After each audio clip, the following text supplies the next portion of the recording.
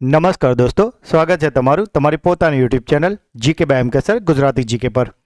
આજે આપણા વિડીયોમાં ખૂબ જ મહત્વનો ટોપિક કવર કરવાના છે કે જેનું નામ છે ગુજરાત પ્રાથમિક શિક્ષણ અધિનિયમ 1947. મિત્રો, ગુજરાત પ્રાથમિક શિક્ષણ અધિનિયમ કહે કે પછી મુંબઈ પ્રાથમિક શિક્ષણ અધિનિયમ 1947 કહે, બંને એક જ વસ્તુ છે અને તેમાં શું માઇનોર ફરક છે તે હમણાં હું તમને આગળ વિડીયોમાં જણાવું છું. તો મિત્રો, આ વિડીયોમાં આપણે આજે ગુજરાત પ્રાથમિક શિક્ષણ અધિનિયમ એટલે કે મુંબઈ પ્રાથમિક શિક્ષણ અધિનિયમ 1947 છે તેને સંપૂર્ણ સમજ મેળવીશું અને સાથે જ 50 મોસ્ટ આઈએમપી પ્રશ્નોને પણ સોલ્વ કરીશું. તો જો મિત્રો તમે આ વિડીયોને પૂરો ધ્યાનથી જોશો તો બોમ્બે એક્ટ 1947માં આજ પછી તમારો એક પણ માર્ક્સ નહીં કપાય. અને મિત્રો, આપણે જે શિક્ષણની સિરીઝ ઓલરેડી અત્યારે ચાલે છે, જો તમે તેના તમામ લેક્ચર જોઈ લેશો તો તમે કોઈ પણ કોમ્પિટિટિવ એક્ઝામની તૈયારી કરતા હશો તેમાં તમને ચોક્કસથી ફાયદો થશે. તો હજુ સુધી જો ચેનલને સબસ્ક્રાઇબ ના કરી હોય તો અત્યારે જ કરી લેજો. તો ચલો વિડીયો સ્ટાર્ટ કરીએ છીએ. આજના ટોપિકનું નામ છે મિત્રો મુંબઈ પ્રાથમિક શિક્ષણ અધિનિયમ 1947, જેને અંગ્રેજીમાં કહે છે the Bombay primary education act 1947. અને મિત્રો, આ જ અધિનિયમને ગુજરાત પ્રાથમિક શિક્ષણ અધિનિયમ 1947થી પણ ઓળખાય છે, એટલે કે the Gujarat primary education act 1947. હવે આમાં શું ફરક છે એ હમણાં હું તમને આગળ બતાવું છું. મિત્રો, ઘણા બધા મિત્રોની કોમેન્ટ આવી હતી કે સર આ ટોપિક પર વિડીયો બનાવજો, કારણ કે એમને આગ્રહ લાગે છે. પણ મિત્રો, તમે સમજો કે આમાં 71 કલમો છે પણ બધી કરવાની નથી. ફરીથી સાંભળો, બધી કરવાની નથી, કારણ કે આમાંથી ઘણી બધી રદ થઈ ગઈ છે અને ઘણા બધા મિત્રોને આના વિશે ખબર જ નથી હોતી અને તે પૂરેપૂરું ચેપ્ટર તૈયાર કરવા જાય છે અને તેના કારણે તેમને આ ચેપ્ટર અઘરું લાગે છે. એટલે મિત્રો, હાર્ડવર્ક અને સ્માર્ટ વર્કમાં ફરક હોય છે અને આપણે તમને સ્માર્ટ વર્ક કરાવવાનું છે. એટલે અત્યારે હું તમને જે કરાવું ને પૂરો વિડીયો ધ્યાનથી જોઈ લેજો, આની બહાર નહીં જાય. કારણ કે તમે જે પણ પરીક્ષા આપતા હોય છો એમાં આજે મુંબઈ પ્રાથમિક શિક્ષણ અધિનિયમ કાં તો જે ગુજરાત પ્રાથમિક શિક્ષણ અધિનિયમ 1947 છે ને, એ એક ટોપિક છે, બરાબર? તો એને લઈને આખું પેપર ના પૂછાય. આમાંથી જે ગણીને જે 4-5 પ્રશ્નો તમારી પરીક્ષામાં આવવાનો હોય ને, તો જો તમે આ વિડીયો ધ્યાનથી જોઈ લેશો ને તો આની બહારનો એક પણ પ્રશ્ન નહીં જાય. કારણ કે આ વિડીયો બનાવવા માટે મેં છેલ્લા 10 વર્ષના પેપરો ક્રોસ ચેક કર્યા છે અને એ બધી જ તમામ બાબતો આમાં કવર કરી છે. એટલે મિત્રો, અધિનિયમ જ્યારે પણ બને છે ને તો એમાં ઘણું બધું ડિટેલમાં એ લોકોને લખવું પડતું હોય છે, પણ એ બધું જ પરીક્ષા માટે જરૂરી હોય એવું જરૂરી નથી આપણા માટે. એટલે આપણે સ્માર્ટ વર્ક કરવાનું છે. એટલે હું તમને આમાં જે ઇમ્પોર્ટન્ટ ફેક્ટ બતાવું ને એ જ હશે. અને જે લોકો આપણે વિડીયોને ડેઇલી જુઓ છે ને એમને ખ્યાલ જ છે કે આપણા તમામ વિડીયો ટુ ધ પોઈન્ટ હોય છે. એટલે અત્યારે બીજું બધું હવે ટેન્શન છોડી દો કે આ ટોપિક આવડે છે નથી આવડતો. એકદમ રિલેક્સ થઈ જાઓ, પોઝિટિવ એનર્જી સાથે મોબાઈલને ક્યાંક શાંતિથી મૂકી દો, બરાબર? અને એકદમ ધ્યાનથી કોન્સન્ટ્રેટથી સાંભળો, કોઈ લોડ લીધા વગર, બરાબર? જ્યાં જ્યાં જરૂર લાગશે તેવું 2 વાર બોલીશ અને હું તમારી જોડે બોલવાનું કહું ને તો મારી જોડે બોલજો. 1 કલાકનું લેક્ચર જો તમે સ્કૂલમાં કોઈ શિક્ષક લેતું હોય ને તો માંડ 2 ફકરા ચાલતું હોય, જ્યારે આપણા 1 કલાક આસપાસના લેક્ચરમાં તમને આખો ટોપિક પૂરેપૂરો આવડી જશે અને તમારો માર્ક્સ તો એક પણ નહીં કપાય, એ ગેરંટી. ચલો મિત્રો, હવે વાત કરીએ આનો ઉદ્દેશ્ય શું છે અને સાથે જ આની કેટલી મહત્વપૂર્ણ બાબતો. તો મિત્રો, આનો જો તમને પરીક્ષામાં પૂછાય કે આ ગુજરાત પ્રાથમિક શિક્ષણ અધિનિયમ કાં તો મુંબઈ પ્રાથમિક શિક્ષણ અધિનિયમ બોમ્બે એક્ટ નો ઉદ્દેશ્ય શું છે, તો મિત્રો અહીંયા પહેલો જ આપણે એમસીક્યુ આવી જાય છે. તો આનો ઉદ્દેશ્ય છે રાજ્યમાં મફત અને ફરજિયાત પ્રાથમિક શિક્ષણ સુનિશ્ચિત કરવું. તો તમને આ ખ્યાલ આવી ગયો ને કે તમને પૂછે કે ભાઈ ઉદ્દેશ્ય શું છે, તો મફત અને ફરજિયાત પ્રાથમિક શિક્ષણ સુનિશ્ચિત કરવું, એટલે કે કોઈ બાળક આમાં રહી ના જવું જોઈએ. ક્લિયર? હવે કોને મફત અને ફરજિયાત પ્રાથમિક શિક્ષણ આપવાનું છે? તો મિત્રો, આ જ્યારે બન્યું હતું ત્યારે 1947માં બન્યું હતું, તો ત્યારે ફોકસ હતું 6 થી 14 વર્ષની ઉંમરના બાળકોને શિક્ષણ આપવાનું. ઠીક છે? તમે જો આપણો એનઈપીનો વિડીયો જોયો હશે તો હવે આ વ્યાપને આપણે વધાર્યો છે, 3 થી 18 વર્ષ કર્યા છે. પણ એ 3 થી 18 તો ક્યારે કર્યું? જ્યારે આપણે એનઈપી 2020 આવ્યું, 2020માં આવ્યું છે ત્યારે. પણ આ તો આપણે ત્યાં તો 1947 ભણી રહ્યા છે, માટે તે વખતે શું ક્રાઇટેરિયા હતો? 6 થી 14 વર્ષ. ક્લિયર? Okay, very good. આ મોસ્ટ આઈએમપી છે મિત્રો કે આ કયા નંબરનો કાયદો છે અને કયો કાયદો છે. તો મિત્રો, આ 1947નો 61મો વૈધાનિક કાયદો છે. કોઈ લોડ ના લો, શાંતિથી રિલેક્સ થઈને જુઓ, વિડીયો પત્તા આવડી ગયો છે, બરાબર? કયો કાયદો છે? મારી જોડે બોલો. 61મો કાયદો છે. અને કેવો કાયદો છે? વૈધાનિક કાયદો. ક્લિયર? કોઈ તમને પૂછે કે ભાઈ આ બોમ્બે એક્ટ છે એ કયો કાયદો છે, તો 61મો વૈધાનિક કાયદો. ક્લિયર? Okay, very good. અને આ કાયદો પસાર ક્યારે થયો તો 29 જાન્યુઆરી 1948. મિત્રો તમને ખ્યાલ હશે આપણી ચેનલ પર દરરોજ સવારે 8 વાગે આપણે કરંટ અફેર્સના વિડીયો ચલાવીએ છીએ અને એમાં આપણે હમણાં જ એક પ્રશ્ન લીધો હતો કે ભાઈ 30 જાન્યુઆરી 1948 30 જાન્યુઆરી આપણે કયો દિવસ મનાવ્યો છે? તો આપણે કયો દિવસ મનાવ્યો હતો? શહીદ દિવસ, કારણ કે એ દિવસે ગાંધીજીનું અવસાન થયું હતું. બરાબર? તો 30 જાન્યુઆરી 1948 ગાંધીજીનું અવસાન થયું હતું ને, બસ એની જોડે તમે કનેક્ટેડ કરો કે એને આગલા દિવસે એટલે 29 જાન્યુઆરી 1948 આ કાયદો પસાર થયો છે. મિત્રો વાતોને આ રીતે એકબીજા જો લિંક કરશો ને તમારે ગોખવું નહીં પડે અને આ વિડીયોમાં આપણે તમને ઘણી બધી આવી શોર્ટ ટ્રીક આપવાના છે. બરાબર છે? તો મિત્રો જો પહેલાં તો એક કામ કરો, વિડીયોને લાઇક ના કર્યું તો અત્યારે જ કરી દો. જેમ આપણે દરેક વિડીયોમાં તમને ટાર્ગેટ આપીએ છીએ કે 500 લાઇક અને 300 કોમેન્ટનો, પણ તમારો પ્રેમ એટલો બધો સારો છે કે તમારી લાઇક 1000 આસપાસ પહોંચી જાય અને કોમેન્ટો 700-800 ઉપર તો જતી જ રહે છે. તો મિત્રો આમાં પણ આપણે ટાર્ગેટ મૂકીએ છીએ કે તમારે 500 લાઇક અને 500 કોમેન્ટો કરવાની જ છે અને આમાંથી એક કોમેન્ટ જે આ પરીક્ષામાં સફળ થઈને જે અધિકારી બનવાના છે એમની તો 100% હશે જ. અને જો તમે એ અધિકારી છો તો તમારી લાઇક અને કોમેન્ટ જરૂરથી હોવી જોઈએ. મિત્રો હવે આગળ વાત કરીએ કે 1947 થી 1960 સુધી આ કાયદો કોમાં લાગુ પડ્યો હતો? મહારાષ્ટ્ર અને ગુજરાતમાં. શાંતિથી સમજજો મિત્રો. પહેલાં તમને ખ્યાલ હશે ગુજરાત અને મહારાષ્ટ્ર ભેગું રાજ્ય હતું, સંયુક્ત રાજ્ય, બૃહદ મુંબઈ એને કહેતા હતા. ખ્યાલ છે ને? તો 1947 થી 1960 સુધી આ બંને ભેગું હતું. તો ત્યારે આ કાયદો કયા નામે ઓળખાતો? તો આ નામે ઓળખાતો હતો મુંબઈ પ્રાથમિક શિક્ષણ અધિનિયમ 1947. ક્લિયર? પણ 1960માં પછી તો શું થયું? 1 મે 1960 આપણું ગુજરાત રાજ્ય મુંબઈ રાજ્યથી અલગ થયું, મહારાષ્ટ્રથી અલગ થયું ને 1 મે 1960. એટલે પછી આનો આ જ કાયદો, એમાં કોઈ ફેરફાર નથી, પણ એનું નામ ખાલી શું થઈ ગયું? તો ગુજરાત પ્રાથમિક શિક્ષણ અધિનિયમ 1947. તો તમને ક્લિયર થઈ ગયું ને? તો તમે ગુજરાત પ્રાથમિક શિક્ષણ અધિનિયમ 1947 બોલો કે મુંબઈ પ્રાથમિક શિક્ષણ અધિનિયમ 1947 જો, એ બંને એક જ છે. ફરક શું છે કે જ્યારે 1947માં બનાવ્યો હતો ત્યારે મુંબઈ અને ગુજરાત ભેગું હતું, માટે એને મુંબઈ પ્રાથમિક શિક્ષણ અધિનિયમ 1947 કીધો. અને અત્યારે તમે જે પણ પરીક્ષા આપતા હશો તો જો તેમાં ગુજરાત પ્રાથમિક શિક્ષણ અધિનિયમ લખ્યું હોય તો એનો મતલબ છે કે બંને એક જ છે, પણ એ 1960 ગુજરાત અમલમાં આવ્યું એટલે જ્યાં મુંબઈ શબ્દ હતો ત્યાં એ જે એક્ટ છે એમાં ગુજરાત કરી દેવાયું. તો ક્લિયર? ઓકે. અને મિત્રો જેવું જ આ જ્યારે 1947માં બની ગયું, બરાબર, અને 29 જાન્યુઆરી 1948માં પસાર થઈ ગયું અને ત્યાર પછી એમાં કંઈક બહાર પડે પછી લાગે ને કે આમાં કંઈ સુધારો કરવાનો છે, તો આમાં પહેલો સુધારો ક્યારે કરાયો? 1950માં. આ મોસ્ટ આઈએમપી પ્રશ્ન મિત્રો ઘણી બધી પરીક્ષામાં પૂછાય છે. તો એકવાર ફરીથી આપણે આ સ્લાઇડનું રિવિઝન કરી લઈએ. ચલો ફટાફટ મારી જોડે બોલો. ઉદ્દેશ્ય શું હતો? રાજ્યમાં મફત અને ફરજિયાત પ્રાથમિક શિક્ષણ સુનિશ્ચિત કરવું. કઈ ઉંમરના બાળકો માટે બનાવ્યો હતો? 6 થી 14 વર્ષમાં. કયો કાયદો હતો? 61મો વૈધાનિક કાયદો. બોલો બોલો, તમારે બોલવાનું જોડે. 61મો વૈધાનિક કાયદો. અને ક્યારે પસાર થયો?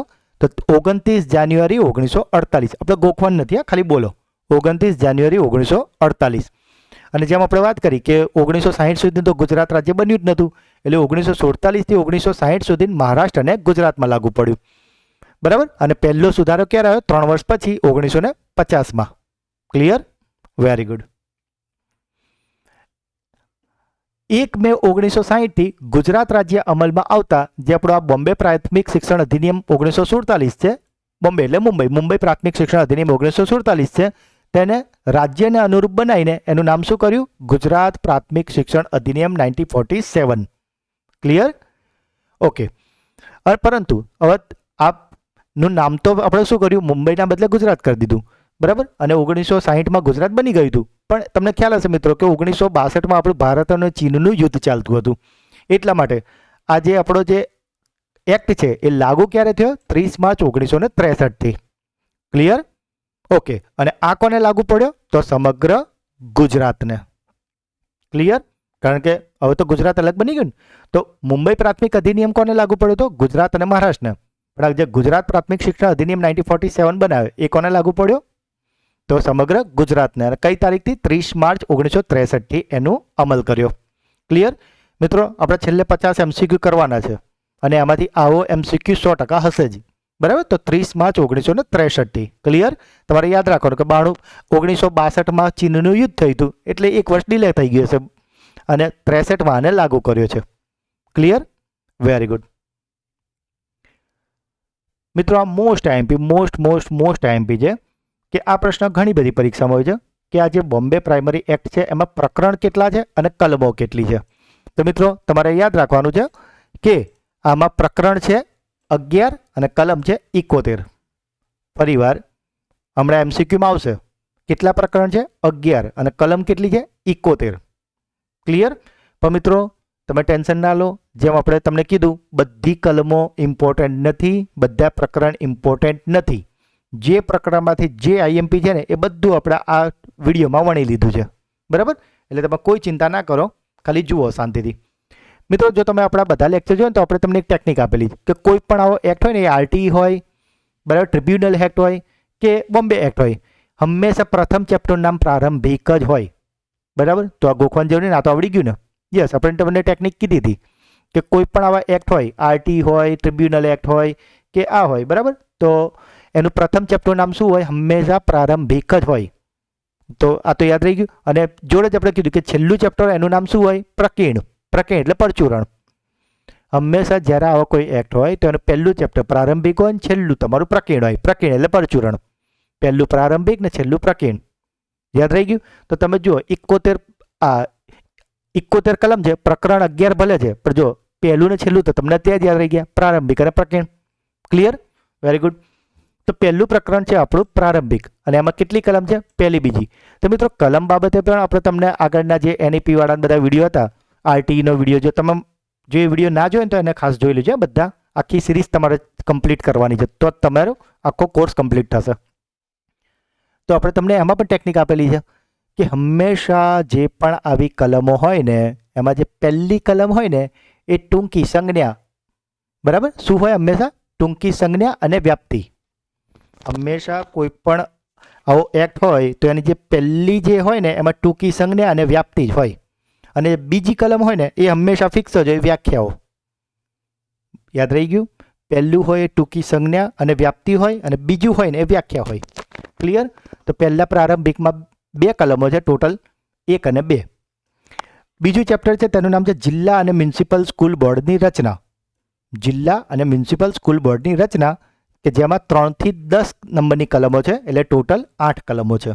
મિત્રો જરાય ટેન્શન ના લો, હમણાં આપણે ભણાવીશું ને બધું તમને યાદ રહી જશે, કશું જ ગોખવાની જરૂર નહીં પડે. જિલ્લા સ્કૂલ બોર્ડ, અધિકૃત નગરપાલિકા અને મ્યુનિસિપલ સ્કૂલ બોર્ડની સત્તા, ફરજો અને કાર્યો. બરાબર? તો એ કયામાં છે? 11 થી 18, એટલે કે ટોટલ 8 કલમો છે. આ છે અધિકૃત નગરપાલિકાઓ, 4થા નંબરનું પ્રકરણ, અને તેમાં ફક્ત એક જ કલમ છે અને તે છે 19 નંબરની. એટલે મિત્રો તમે જોઈ શકો છો, એ 2, 8, 8, 5 એવું બધું છે, પણ વચ્ચે અહીંયા એક જ છે. તો તમને એવું પૂછે ને કે બોમ્બે એક્ટમાં સૌથી નાનામાં નાની પ્રકરણ કયું? તો પ્રકરણ 4, કારણ કે એમાં એક જ કલમ છે. ક્લિયર? 5મું છે વહીવટી તંત્ર, કે જે છે 20 થી 24 નંબરનું અને એમાં 5 કલમો છે. મિત્રો હમણાં તમને શોર્ટ ટ્રીક આપું છું, તમે શાંતિથી જુઓ. અત્યારે ફરજિયાત શિક્ષણની યોજનાઓ તૈયાર કરવી અને તેનો અમલ કરવો, આ આપણું 6થું પ્રકરણ છે, કે જેમાં 25 થી 37 નંબરની કલમો છે, એટલે કે 13 કલમો છે. 7 નંબરનું જે પ્રકરણ છે એ છે માન્ય શાળાઓ, એટલે 38 થી 40, જેમાં 3. 8મા નંબર પર છે રાજ્ય સરકાર અને સ્થાનિક મંડળો વચ્ચે નાણાકીય સંબંધો, કે જેમાં 41 થી 47 નંબરની કલમો છે, એટલે કે 7 કલમો. 9માં નિયંત્રણ, જો બોલવામાં યાદ રહી જાય, નવ નિયંત્રણ. ઓકે, 9માં નિયંત્રણ, 48 થી 57, એટલે 10 કલમ. 10મું જે પ્રાથમિક શિક્ષણ બોર્ડ, એટલે 58, 59, 2 જ કલમ છે. અને છેલ્લે બધું જે પરચુરણ, એટલે પ્રકીર્ણ, 60 થી 71, જેમાં 12 છે. તો આ રીતે ટોટલ 71 કલમ અને 11 ચેપ્ટર થાય છે. હવે મિત્રો ચાલો આપણે આઈએમપી જોઈએ આમાંથી. તો મિત્રો જો પહેલું ને છેલ્લું તો તમને યાદ રહી ગયું. આ પહેલું છે પ્રારંભિક અને છેલ્લું છે પ્રકીર્ણ. 2 નામ તો યાદ રહી ગયા. ઓકે. 9 નિયંત્રણ યાદ રહી ગયું. 9 નિયંત્રણ, 9માં નિયંત્રણ છે. ક્લિયર? ઓકે. હવે બાકીના પણ મિત્રો મેં તમને કીધું ને, આપણે બધું નથી કરવાનું. ઘણા મિત્રો કહે છે કે અમને નથી આવડતું આ ચેપ્ટર, નથી ખબર પડતી, એટલા માટે કે બધું કરવા જાય છે. બધું કરવાનું જ નથી મારા ભાઈ. આપણે to the point, smart work. Okay. તો મિત્રો હવે આમાંથી આઈએમપી કયા છે? તો જો તમને આઈએમપી ચેપ્ટર કહી દઉં કે જેમાંથી મેક્સિમમ પ્રશ્નો પૂછાતા હોય છે, મેક્સિમમ. બરાબર? જે કહેવાય ને પેપર સેટરનું ફેવરેટ ટોપિક. હવે એક વસ્તુ કે આખા કોર્સમાં તમે જોયો હશે, તમે જે પણ ટીપીઓ ડીપીઓ કેનીની કે ટેટ ટાટની પરીક્ષા આપતા છો, એનો કોર્સ કેટલો મોટો હોય છે? એમાં એ બધા ટોપિકમાં એક ટોપિકનું નામ છે. તો આખા પેપરમાં આનું વેટેજ કેટલું હોય? બરાબર. અને એના માટે પછી સિલેક્ટેડ પ્રશ્નો જ કાઢો. અને મને એવું કીધું હોય કે ભાઈ આમાંથી 5 પ્રશ્નો કાઢજો આખા 80 માર્ક્સના પેપરમાંથી. તો જે 5 પ્રશ્નો હું ક્યાંથી કાઢું? તો એ રીતે દરેકની જે સિલેક્ટેડ હોય ને એ કયા છે? એક 3 નંબર છે, એકી સંખ્યામાં તમે આગળ વધો, 3 છે, પછી 5 છે, પછી 7 છે અને 9 છે. 3, 5, 7, 9. 3, 5, 7, 9 આ તમારા મોસ્ટ આઈએમપી ચેપ્ટર છે. બરાબર. અને એમાં પણ બધી કલમો નથી કરવાની. એમાં જે આઈએમપી છે ને એવું તમને ત્યાં કરાવીશ. ફરીથી કહું છું, તમારા આઈએમપી કયા છે? 3, 5, 7 અને 9. ચિંતા ના કરો, આપણે બીજી પણ કરાવીશું જેમાં આઈએમપી કલમો છે ને એ અત્યારે હું કરાવડાવું છું તમને. પણ તમારે મેન ફોકસ ક્યાં હશે? 3, 5, 7, 9. ક્લિયર? હવે બીજી વસ્તુ મિત્રો, અહીં તમે જોયા છઠ્ઠું ચેપ્ટર આ રદ થઈ ગયું છે. બોલો કેમ? કારણ કે આરટી 2009 ઓલરેડી આવી ગયું છે. આરટીનો વિડીયો આપણે ઓલરેડી ચલાવી દીધો છે. બરાબર. બાકી હોય તો જોઈ લેજો. તો મિત્રો ઘણા શિક્ષક મિત્રો હું જોઉં છું, બરાબર, ઘણા ક્લાસીસોમાં આ કલમો ભણાવાતી હોય છે. પણ મિત્રો આ 13 કલમો તો રદ થઈ ગઈ છે. આ ચેપ્ટર રદ થઈ ગયું છે આખું. તો તમારે આટલી કરવી પડે ના? તો તમે જ જુઓ આપોઆપ તમામથી, જો તમે જેનથી બીવો છો 71 કલમને 11 પ્રકરણ, પણ જો ધીરે ધીરે કપાવવા માંડીએ બધું, બરાબર, તો 13 કલમ તો તમારે યાદ નીકળી ગઈ, કારણ કે આ રદ થઈ ગયું છે. બરાબર. આમાં પણ કેટલીક આઈએમપી છે એવું તમને કરાવડાવી દઈશ હમણાં. બરાબર. તો ક્લિયર? આટલે સુધી 11 પ્રકરણ, 71 કલમ અને આ બધી છે. બરાબર. તો એમાં મૂળ તમને યાદ રાખવા જેવું કહું તો વહીવટીતંત્ર 5માં છે. બરાબર. જો કદાચ નામ પૂછાય તો એક આ પૂછાતું હોય ઘણી પરીક્ષાઓમાં કે માન્ય શાળાઓનું પ્રકરણ કયું છે? તો એ છે 7 માન્ય શાળાઓ. એ તમે ગોખવાનું જેવું નહીં, હમણાં તમને આવડી જશે. બરાબર. ઓકે. હવે નેક્સ્ટ ચલો, હવે આપણે એક એક કરીને મહત્વપૂર્ણ કલમો છે ને મિત્રો એ જ જોઈશું. અને મિત્રો આ વિડીયો ટુ ધ પોઈન્ટ છે, એકદમ ટુ ધ પોઈન્ટ. જેને ડિટેલમાં આખું એક એક લાઈને ભણવું હોય ને એ તમારી જોડે ચોપડી બુક મટીરિયલ હશે જ. બરાબર. તમે વાંચજો, પણ એ તમે જો પહેલું તો ખબર નહીં પડે, અને જો ખબર પણ પડશે ને તો એ કંઈ કામનું નથી એટલું બધું ડિટેલમાં ઉતરવાનું. બરાબર. આપણે સ્માર્ટ વર્ક કરવાનું છે.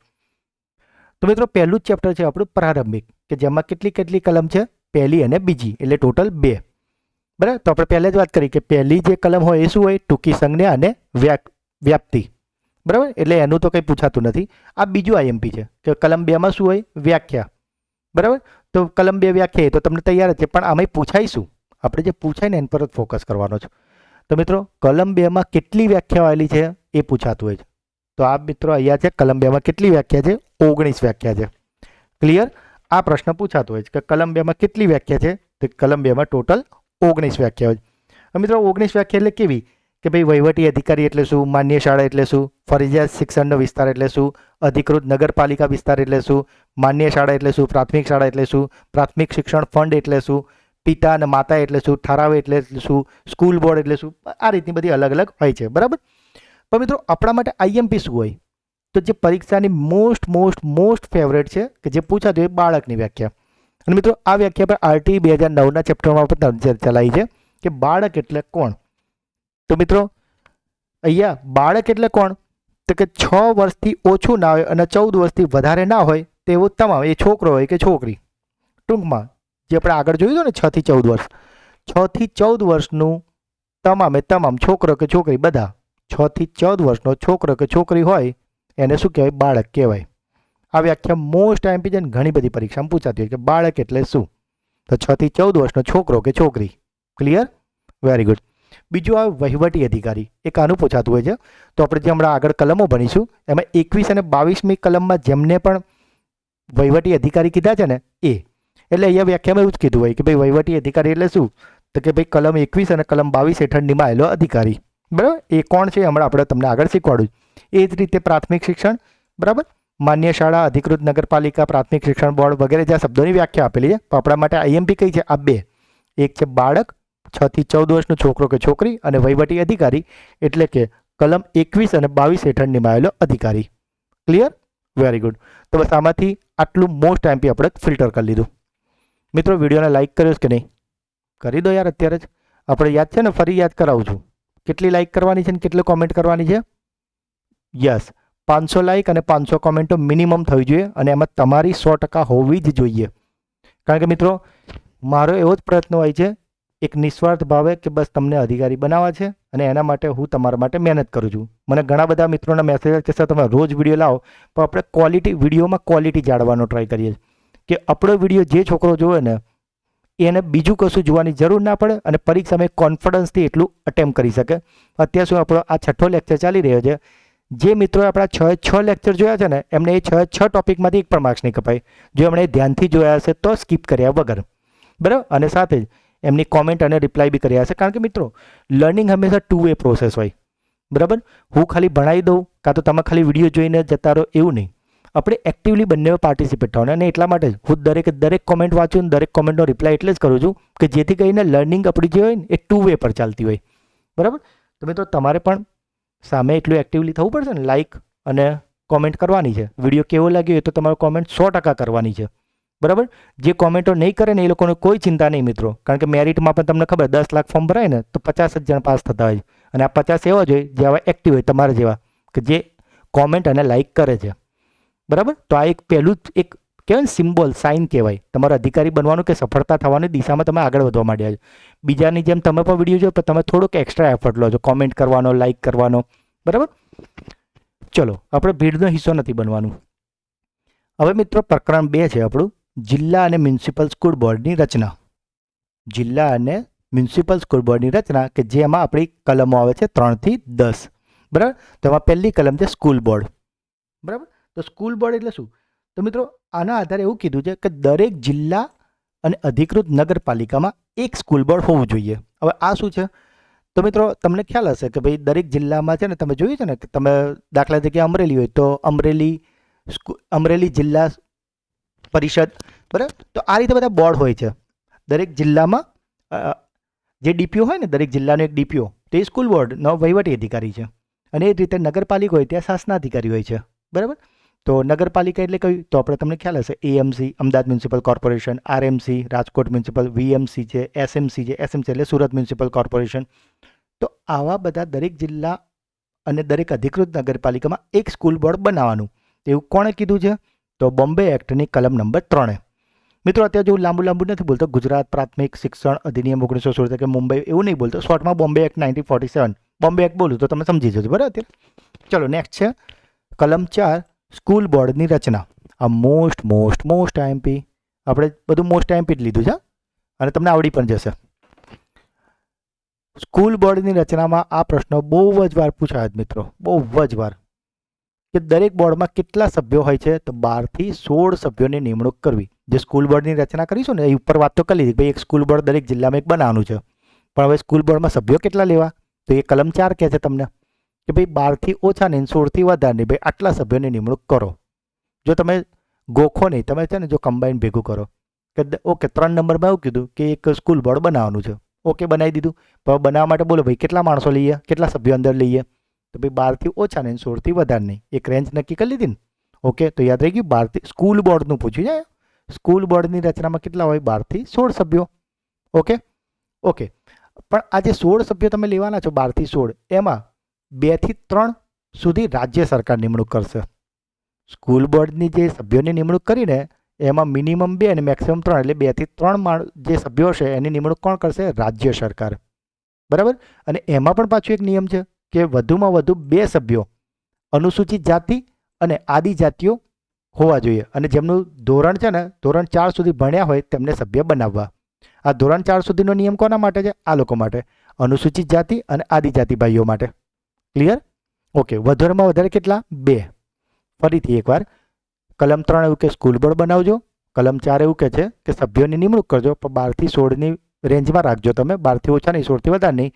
બીજું કે આજે તમે 12 થી 16 સભ્યો લીધા, માની લો કે 16 સભ્યો બનાવ્યા, તો એમાં 2 થી 3 સભ્યો કોણ પસંદ કરશે? રાજ્ય સરકાર. પૂરેપૂરા સ્કૂલ બોર્ડ પસંદ નહીં કરે, બરાબર. અંદર 2 થી 3 રાજ્ય સરકાર પોતાના માણસ બી મૂકશે અને વધુમાં વધુ 2 સભ્યો અનુસૂચિત જાતિ અને આદિજાતિના હોવા જોઈએ પણ તે મિનિમમ ધોરણ 4 સુધી ભણ્યા હોવા જોઈએ.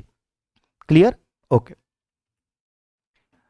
હવે માની લો તમે સભ્ય બનાવી દીધા તો એની મુદ્દત કેટલી? તો મુદ્દત 3 વર્ષથી વધારે નહીં. જો લિંક થાય છે મિત્રો, ગોખવાનું નથી. તમારે જો બુક હોય છે ને તમે વાંચતા હશો તો તમને ટપ્પી નહીં પડતી હોય, થાય છે ને એવું? યસ. અહીં પણ તમે લિંક કરો કે ઓકે પહેલાં સ્કૂલ બોર્ડ બનાવવાનું છે, સ્કૂલ બોર્ડ બનાવ્યું એટલે શું કરવાનું છે? એમાં સભ્યોની નિમણૂક કરવાની છે. તો જો કલમ 3, ભાઈ કલમ 4 સ્કૂલ બોર્ડની રચના, તો ભાઈ કેટલા સભ્યો લઉં? તો કે 12 થી 16 લઈ લો. તો કે બધા હું લઉં? તો કે ના, 2 થી 3 રાજ્ય સરકાર આપશે તમને. તો કે બધા કયા લઉં? તો કે ના ભાઈ અંદર 2 સભ્યો તમે અનુસૂચિત જાતિના કે આદિજાતિના પણ રાખજો. તો કે કોઈ બી લઈ લઉં તો કે ના મિનિમમ 4 ધોરણ ભણ્યા હોવા જોઈએ. બરાબર, કેટલા ટાઈમ માટે રાખું? 3 વર્ષથી વધારે નહીં ભાઈ. જો લિંક થાય છે ને એકબીજા જોડે. યસ, ચલો હવે તમે બોર્ડ બનાવી લીધું, સભ્યો બનાવી લીધા, એમાંથી એક અધ્યક્ષ બનાવી દીધો, એક ઉપાધ્યક્ષ બનાવી દીધો. બરાબર, પણ હવે એ અધ્યક્ષ કે ઉપાધ્યક્ષ કાં તો જે સભ્યો બન્યા એમને એવું થાય કે ભાઈ અમારે તો નહીં રહેવું, અમારે તો રાજીનામું આપી દેવું. તો કોને આપવાનું? Most IMP. ચલો હવે જોઈએ. તો અધ્યક્ષ કોને રાજીનામું આપશે? જિલ્લાના જે લોકલ બોર્ડના અથવા તો અધિકૃત નગરપાલિકાના પ્રમુખને લેખિતમાં પોતાનું રાજીનામું આપશે. અધ્યક્ષ કોને આપશે? જિલ્લા લોકલ બોર્ડના અથવા અધિકૃત નગરપાલિકાના પ્રમુખને. અને કેવી રીતે આપશે? મૌખિક નહીં, લેખિતમાં એમને રાજીનામું આપવું પડશે. બરાબર, આ કોણ છે? અધ્યક્ષ. કોને આપશે? જિલ્લા લોકલ બોર્ડને. બરાબર, હવે વાત કરીએ ઉપાધ્યક્ષની. ઉપાધ્યક્ષ પોતાનું રાજીનામું કોને આપશે? તો એ આપશે અધ્યક્ષને. ક્લિયર?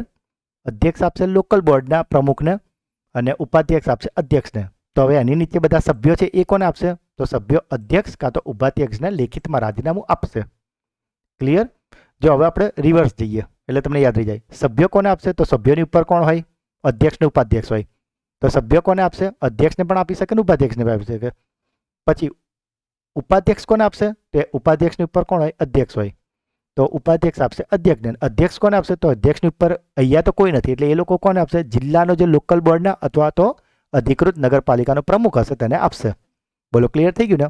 Very good.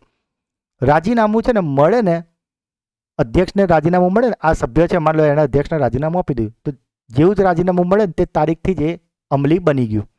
એટલે કોઈ સભ્યએ માન લો કે 10 તારીખે અધ્યક્ષને રાજીનામું લેખિતમાં આપ્યું એટલે 10 તારીખથી જે અમલી બની ગયું. ક્લિયર? લેખિતમાં આપવું પડશે બધાએ. ભલે આ કોને આપશે એ આપણે તમને કીધું, પણ એક આપવું પડે કે મૌખિક નહીં ચાલે, લેખિતમાં રાજીનામું આપવું પડશે. પણ મિત્રો હવે એક વસ્તુ કે માન લો કે દર અઠવાડિયે કોઈને કોઈ રાજીનામું આપે તો શું વારે ઘડીએ બધા માટે ચૂંટણી કર્યા કરવાની? તો ના, અહીંયા એક નિયમ છે કે જો સભ્યોની ખાલી જગ્યા પડે તો 4 મહિનાની અંદર ખાલી જગ્યા પડેલી જે હોય ને એના માટે ચૂંટણી કરવી નહીં. શાંતિથી જોઈ લો. જો સભ્યોની ખાલી જગ્યા પડે તો 4 મહિનાની અંદર સભ્યોની ખાલી પડેલી જગ્યા માટે ચૂંટણી કરવી નહીં. તો જો કોઈ ખાલી જગ્યા પડે ને તો તે દરમિયાન તે ખાલી જગ્યા પડી ન હોય ને એ રીતે ચાલુ રહેલા સભ્યો કામ કરી શકે. ક્લિયર? હવે 5મું છે સભ્યોની ગેરલાયકાતો. કલમ 5 શું કહે છે? સભ્યોની ગેરલાયકાતો. એકદમ જો મેં એકદમ ઇઝી કરીને આપ્યું છે, ચોપડીમાં બહુ કોમ્પ્લિકેટેડ શબ્દોમાં લખેલું છે. બરાબર, પણ આપણે કઈ રીતે આવડે ને, આપણા વિડીયોની ખાસિયત જ હોય કે તમને શીખવાડવાનું છે. તમે આ વિડીયો જુઓ છો શીખવા માટે, આપણે ટાઈમપાસ નહીં. બરાબર, તો તમને આપણે ઇઝીલી યાદ રહે ને એ રીતે આપણે અહીંયા લખ્યું છે કે એકદમ શોર્ટ એન્ડ સ્વીટ કે જો વિદેશી હોય, પગારદાર, ગુનાહિત, નાદાર કે 25 વર્ષ કરતાં નાની વયનો હોય ને તો એ ગેરલાયક ઠરે. બરાબર, કોઈ માણસ એવું કે ભાઈ મારે સભ્ય બનવું છે તો પહેલાં જ કહેવાનું ભાઈ તમે ભારતીય છો, તમે માન લો કે એનઆરઆઈ છો તો તમે ગેરલાયક છો. બરાબર, તમે પગારદાર છો, તમે જો સરકારની કોઈ નોકરી કરતા હોય ને પગાર લેતા હોય તો તમે સભ્ય ના બની શકો. બરાબર, ગુનાહિત, તમારા પર કોઈ ગુનો સાબિત થઈ ગયો હોય, બરાબર, ગુનાહિત પ્રવૃત્તિ સાથે જોડાયેલા હોય તો પણ નહીં. નાદાર હોય, અસ્થિર મગજનો હોય અને ખાસ મિનિમમ એજ કેટલી નક્કી કરી? 25 વર્ષ તો હોવી જ જોઈએ. જો તમે 24 વર્ષના હોય, ભલે આ બધામાં તમારે નથી, પણ તમે 25 વર્ષ કરતાં નાના છો તો પણ તમે ગેરલાયક ઠરો છો. તો વિદેશી હોય, પગારદાર હોય, ગુનાહિત હોય, નાદાર હોય, અસ્થિર મગજ હોય કે 25 વર્ષ કરતાં નાની વયના હોય તો સભ્યોની ગેરલાયકાત. કલમ નંબર 5. ક્લિયર? નેક્સ્ટ, ચૂંટણીના કાયદેસરપણાનો નિર્ણય ન્યાયાધીશ દ્વારા તપાસ કાર્યરીતિ. કલમ નંબર 6. બરાબર, તો મિત્રો માન લો કે હવે ચૂંટણી કરી પણ હવે કોઈકને એવું લાગે કે ભાઈ જે ઉમેદવાર હારી ગયો એને એવું લાગે કે આમાં તો ચીટિંગ થઈ છે. બરાબર, કે ભાઈ કોઈક છેડખાની કરીને વોટિંગ વધારી દીધું છે, કાં તો કોઈ ઉમેદવાર હોય, બરાબર, તો આ હારેલો ઉમેદવાર હોય અથવા તો મત આપવા માટે લાયક વ્યક્તિ. બરાબર, તમે માન લો કે મત આપવા ગયા તમને ખબર પડી કે ભાઈ તમને મત આપવા જ ના દીધો. બરાબર, કાં તો તમારા નામથી કોઈ બીજો મત આપીને જતું રહ્યું. તો એવા ટાઈમે શું થાય? તો આવી જે તકરાર હોય ને એ બાબતે જેવું જ તમને જાણ થાય ને એના 15 દિવસની અંદર જિલ્લાના ન્યાયાધીશને અરજી કરી શકશે. ફરીવાર, જો ચૂંટણીમાં જે ઉમેદવાર હારી ગયો તે કાં તો મત આપવા જે માણસ જતો એને એવું લાગ્યું કે ભાઈ આમાં કોઈક ચીટિંગ થઈ છે, બરાબર, એની જોડે કોઈ અન્યાય થયો છે, તો આ જે તકરાર બાબતનો જે છે એને 15 દિવસની અંદર કોને અરજી કરવાની છે? જિલ્લાના ન્યાયાધીશને. મિત્રો આ પરીક્ષામાં એક પરીક્ષામાં પ્રશ્ન પૂછાયો હતો કે કેટલા દિવસમાં અરજી કરવી પડે છે? 15 દિવસમાં. અને કોને કરવી પડે છે? જિલ્લાના ન્યાયાધીશને. એટલે પછી શું કરશે, આ જે જિલ્લાના ન્યાયાધીશ હશે ને તપાસ કરશે ને, બરાબર. તો એમને તપાસ કરીને જો તપાસ કર્યા પછી એમને લાગ્યું કે હા વાત સાચી યાર, આમાં કંઈક લોચો થયો છે, આ ચૂંટણીમાં કંઈક સેટિંગ થયું છે, ચીટિંગ થઈ છે, તો એ શું કરે, કાં તો ચૂંટણીનું પરિણામ બહાલ કરી શકે, કાં તો આખી ચૂંટણી રદ પણ કરી શકે છે, બરાબર. અહીં જો ફરીથી ગોખવાનું નથી, કલમ 6 એવું કહે છે ચૂંટણીના કાયદેસરપણાનો નિર્ણય ન્યાયાધીશ દ્વારા તપાસ કાર્યરીતિ, એટલે કે જો જે ઉમેદવાર હારી ગયો છે અને અન્યાય થયો હોય અને હરાયો હોય, કાં તો કોઈને વોટ આપવાનો હોય ને ના આપવા દીધો હોય, તો એ 15 દિવસમાં લેખિતમાં જાણ કરશે જિલ્લાના ન્યાયાધીશને, એ તપાસ કરશે અને જો એવું જરૂર જણાય ને તો પરિણામને બહાલ પણ કરી શકે અને કાં તો આખી ચૂંટણી રદ પણ કરી શકે છે. અને જો ચૂંટણી રદ થઈ જાય ને તો તરત નવી તારીખ જાહેર કરવી પડશે. ક્લિયર? ઓકે મિત્રો, લાઈક કર્યું છે કે નથી? જો લાઈક ના કર્યું હોય તો અત્યારે જ કરી લેજો. અને જે મિત્રો આજે પહેલી વાર આ ચેનલ પર આવ્યા છે સબસ્ક્રાઈબ ખાસ કરી લેજો મિત્રો, બરાબર. અને કોમેન્ટ તો તમારે 100% કરવાની જ છે, બરાબર. વિડીયો કેવો લાગ્યો ને કોમેન્ટ કરવાની છે, બરાબર. બાકી હોય ને તો અત્યારે જ કરી લો. આપણે 500 કોમેન્ટનો ટાર્ગેટ છે અને દરેક મિત્રોની કોમેન્ટ હું વાંચું છું અને જવાબો ચોક્કસથી આપું છું. 7 નંબર છે સભ્ય થયા પછીની ગેરલાયકાત. હવે મિત્રો માની લો આપણે 5માં તમને આ બધી નિયમો કહી દીધું, ભાઈ આટલું હોય ને તો તમે સભ્યોની ગેરલાયકાત, બરાબર. પગારદાર હોય, ગુનાહિત હોય, નાદાર હોય, 25 વર્ષ કરતાં નાનો હોય, બરાબર. પણ માની લો કે આ બધા જ જે ક્રાઇટેરિયા ફૂલફિલ થઈ ગયા, માણસ આ બધી લાયકાત ધરાવે છે, એટલે તમે એને સભ્ય બનાવી દીધો ને, ઓકે. પણ સભ્ય બનાવી દીધા પછી એ ગેરલાયકાત થાય તો માની લો પછી એ કોઈ ગુનાહિત પ્રવૃત્તિ કરે તો થાય ને, એવું બની શકે ને. કાં તો પછી એ કેનેડાની નાગરિકતા લઈ લીધી એને તો એ વિદેશી થઈ ગયો ને. તો સભ્ય બનતા પહેલાં તો તમે આ ક્રાઇટેરિયા ચેક કર્યો, પણ એ વખતે બધું ઓકે હતું, પણ સભ્ય બન્યા પછી કરે તો આ કલમ નંબર 7 તમને એ કહે છે કે સભ્ય થયા પછીની ગેરલાયકાતો શું છે. તો જો એક તો એવું કહે છે કે જો બોર્ડની મંજૂરી વગર સતત 3 મહિના અથવા તો સતત 3 બેઠકમાં ગેરહાજર. આ મોસ્ટ આઈએમપી પ્રશ્ન મિત્રો. બોર્ડની મંજૂરી લીધા વગર માન લો કે એ માણસ કેનેડાની નાગરિકતા લઈ લીધી, એટલે હવે તો એ વિદેશ જતો રહ્યો, તો એ 3 મહિના સુધી કોઈ બેઠકમાં હાજર થવાનું નહીં અને એને કોઈ જાણ પણ નહીં કરી. તો બોર્ડની મંજૂરી વગર સતત 3 મહિના કાં તો સતત 3 બેઠક ગેરહાજર રહે ને તો એ આપોઆપ ગેરલાયક થઈ જાય. ક્લિયર?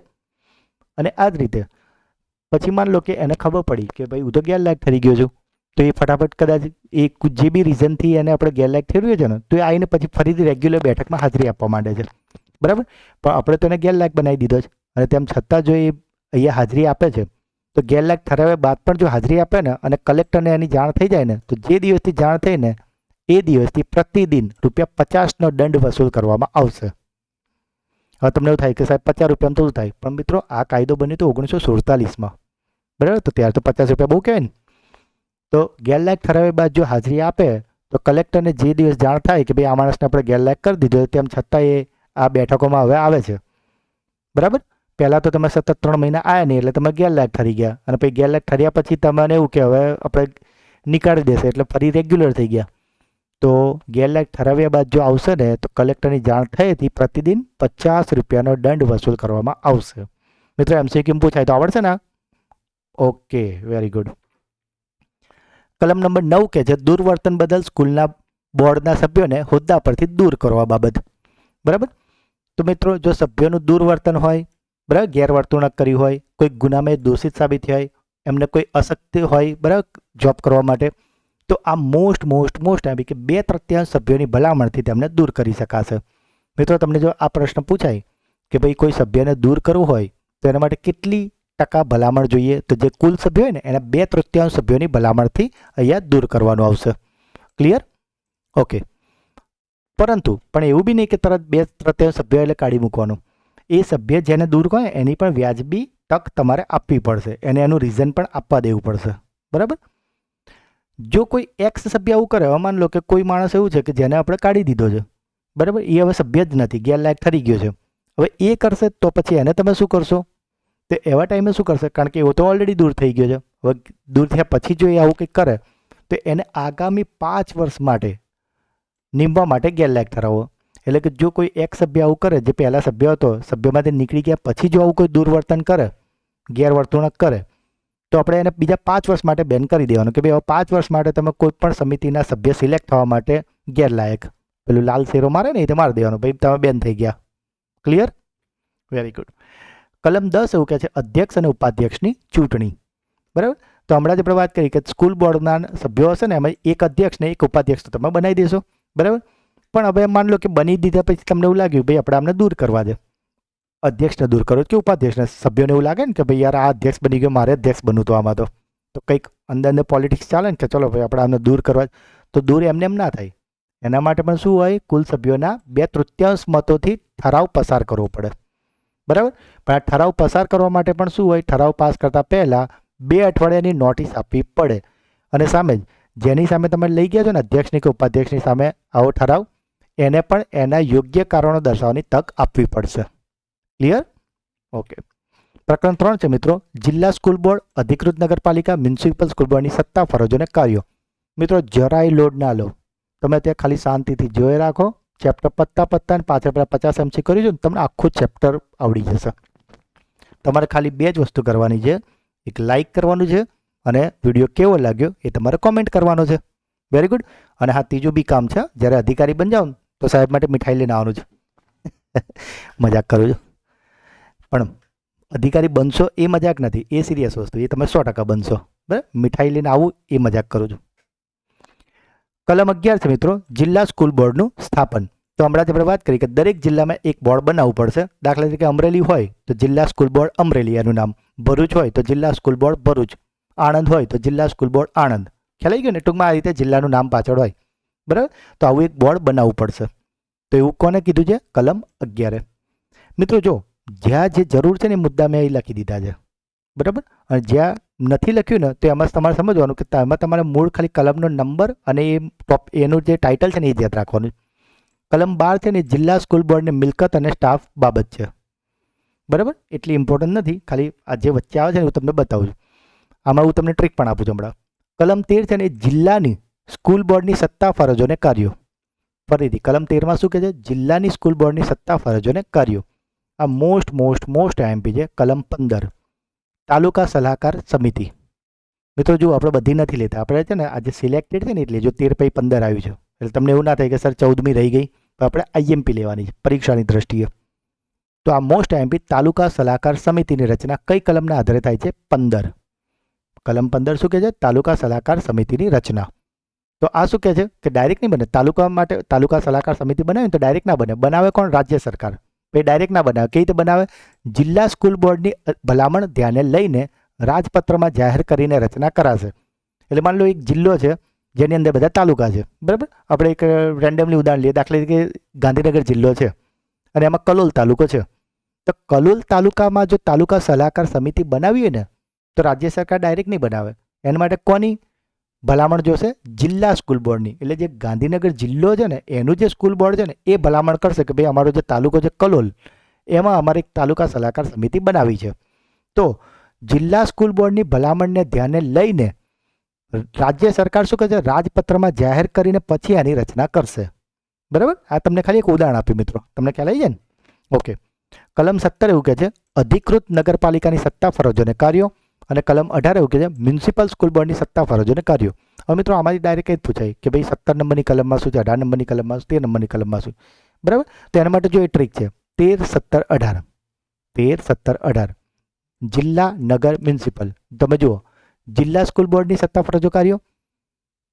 પછી આ શું છે? નગરપાલિકાની સત્તા, ફરજો, કાર્યો અને મ્યુનિસિપલની સત્તા, ફરજો અને કાર્યો. બધું જો પાછળનું સેમ જ છે. ખાલી તમારે યાદ શું એ બદલાય? એ જિલ્લો, અહીં નગરપાલિકા અને અહીંયા મ્યુનિસિપલ સ્કૂલ બોર્ડ. એટલે જો જિલ્લો, નગર, મ્યુનિસિપલ, જિલ્લા, નગર, મ્યુનિસિપલ. 13, 17, 18 13, 17, 18 જિલ્લા, નગર, મ્યુનિસિપલ. ક્લિયર? બરાબર. એવું લાગે ને તો પોસ્ટ કરીને થોડી 1-2 વાર બોલી લેજો, વિડીયો પાઉઝ કરીને. પ્રકરણ 4 છે અધિકૃત નગરપાલિકાઓ કે જેમાં ફક્ત એક જ કલમ છે 19. અને આના માટે શું આપણે તમને સ્ટાર્ટિંગમાં જ કહ્યું કે કલમ 19 સૌથી નાનું પ્રકરણ. આમાં બીજું કંઈ બહુ ખાસ આવતું નથી. કદાચ પૂછે કે ભાઈ સૌથી નાનું પ્રકરણ કયું છે, તો એ છે અધિકૃત નગરપાલિકાઓ. અને તેમાં ફક્ત એક જ કલમ આવેલી છે 19 નંબરની. આ છે મિત્રો તમારા માટે IMP વહીવટી તંત્ર 20 થી 24. આ મોસ્ટ IMPમાં ગણાય. 20 થી 24 કલમો છે ને એ આપણા માટે IMP છે. તો 20 નંબરની કલમ શું કહે છે? પૂરતો સ્ટાફ અને પગાર બાબત. બરાબર. તો જે પણ જે સ્ટાફ હોય ને એ જરૂરિયાત મુજબની ભરતી કરવાની, એમને પગાર ચૂકવવાનું, એ બધું જ કઈ કલમમાં કીધું છે? 20માં. હવે જો હમણાં આપણે વાત કરી હતી ને વહીવટી અધિકારી વ્યાખ્યા, તો કલમ 21માં વહીવટી અધિકારી છે, કલમ 22માં પણ વહીવટી. તો જો મેં તમને કીધું કે 20 થી 24 છે ને બહુ આઈએમપી છે, પણ તમે જોયું આમાંથી 21 22 તો એક જ જેવી છે, વહીવટી અધિકારી. તો અમે યાદ શું રાખવાનું? અહીંયા છે કે જો સ્કૂલ બોર્ડ પૂછ્યું હોય ને, સ્કૂલ બોર્ડનો વહીવટી અધિકારી તો એ કોણ છે? ડીપીઓ. બરાબર, આ જિલ્લો કહેવાય. અને જો નગરપાલિકાનું પૂછે ને, નગરપાલિકાનો વહીવટી અધિકારી તો એ શાસનાધિકારી કહેવાય. ફરીથી જો હું તમને ઉદાહરણ આપીને સમજાવું કે માન લો કે અમદાવાદ છે, તો અમદાવાદમાં ઘણા બધા જિલ્લા છે ને, બાવડા, ધંધુકા, દસક્રોઈ, બરાબર, ધોલેરા, વિરમગામ, સાણંદ. તો એ બધા જે છે ને એ કોની અંદર આવે? સ્કૂલ બોર્ડમાં. તો એ બાવડા જે છે, બરાબર, ધંધુકા છે, ધોલેરા છે, તો એ બધા છે ને સ્કૂલ બોર્ડમાં આવે ને, તો એમાં કોણ હશે? એમનો મેન સાહેબ કોણ? વહીવટી અધિકારી કોણ? ડીપીઓ. પણ જે કોર્પોરેશન છે, અમદાવાદ સિટીની વાત કરીએ કે અમદાવાદ મ્યુનિસિપલ કોર્પોરેશન, તો ત્યાં જે એ નગરપાલિકા થઈ ગઈ, તો એનો અધિકારી કોણ હશે? એમાં ડીપીઓ નહીં હોય, એમાં કોણ હશે? શાસનાધિકારી. તો આ જ રીતે મિત્રો જે આપણે સુરતમાં વાત કરી હતી, બરાબર, કે સુરતના જે 84 છે, કામરેજ છે, બધા જે તાલુકા છે, તો એમાં વહીવટી અધિકારી કોણ હશે? ડીપીઓ. પણ જે સુરત મ્યુનિસિપલ કોર્પોરેશન છે, એસએમસી, તો એમાં કોણ હશે? શાસનાધિકારી. તો તમને ટૂંકમાં યાદ રહી ગયું કે સ્કૂલ બોર્ડ હોય તો ડીપીઓ હોય અને નગરપાલિકા હોય તો શાસનાધિકારી. ક્લિયર? ઓકે. કલમ 23 એવું કહે છે સ્ટાફ પસંદગી સમિતિ, એટલે કે દરેક જિલ્લા માટે એક પસંદગી સમિતિ બનાવવાની છે અને વહીવટી અધિકારી જે તમે કીધું એ આ સમિતિના સેક્રેટરી હશે. એટલે વહીવટી અધિકારી એટલે કોણ? તો કે આ, બરાબર, જે હમણાં આપણે 21 ને 22માં વાત કરી એ. કલમ 24 એવું કહે છે સ્કૂલ બોર્ડના સ્ટાફ ઉપર વહીવટી અધિકારીની સત્તા. મિત્રો આ મોસ્ટ આઈએમપી, બરાબર, પરીક્ષામાં આ પ્રશ્ન ડાયરેક્ટ પૂછાશે. આમાં બીજું કશું નહીં પૂછાય કે સ્કૂલ બોર્ડના સ્ટાફ ઉપર વહીવટી અધિકારીની સત્તા એ કઈ કલમ હેઠળ આવે છે? તો કલમ 24. ક્લિયર? તો એ શું કરે છે કે વહીવટી અધિકારી વખતો વખત સૂચન આપી શકશે, બદલી કરવાનો, શિસ્તના પગલાં લેવાની એમની પર સત્તા છે, બરાબર. પણ માન લો કે તમે શિસ્તના પગલાં માટે કોઈ એક્શન લીધા અને કોઈ જે કર્મચારી છે એ નારાજ થઈ ગયો, તો એ નારાજ કર્મચારી ક્યાં જશે? ટ્રિબ્યુનલમાં. આપણે ટ્રિબ્યુનલ એક્ટનો વિડીયો ઓલરેડી બનાવ્યો છે, તમે ના જોયો ને તો તેને ખાસ જોઈ લેજો. લગભગ એ 5 નંબરનો આપણો વિડીયો છે, બરાબર.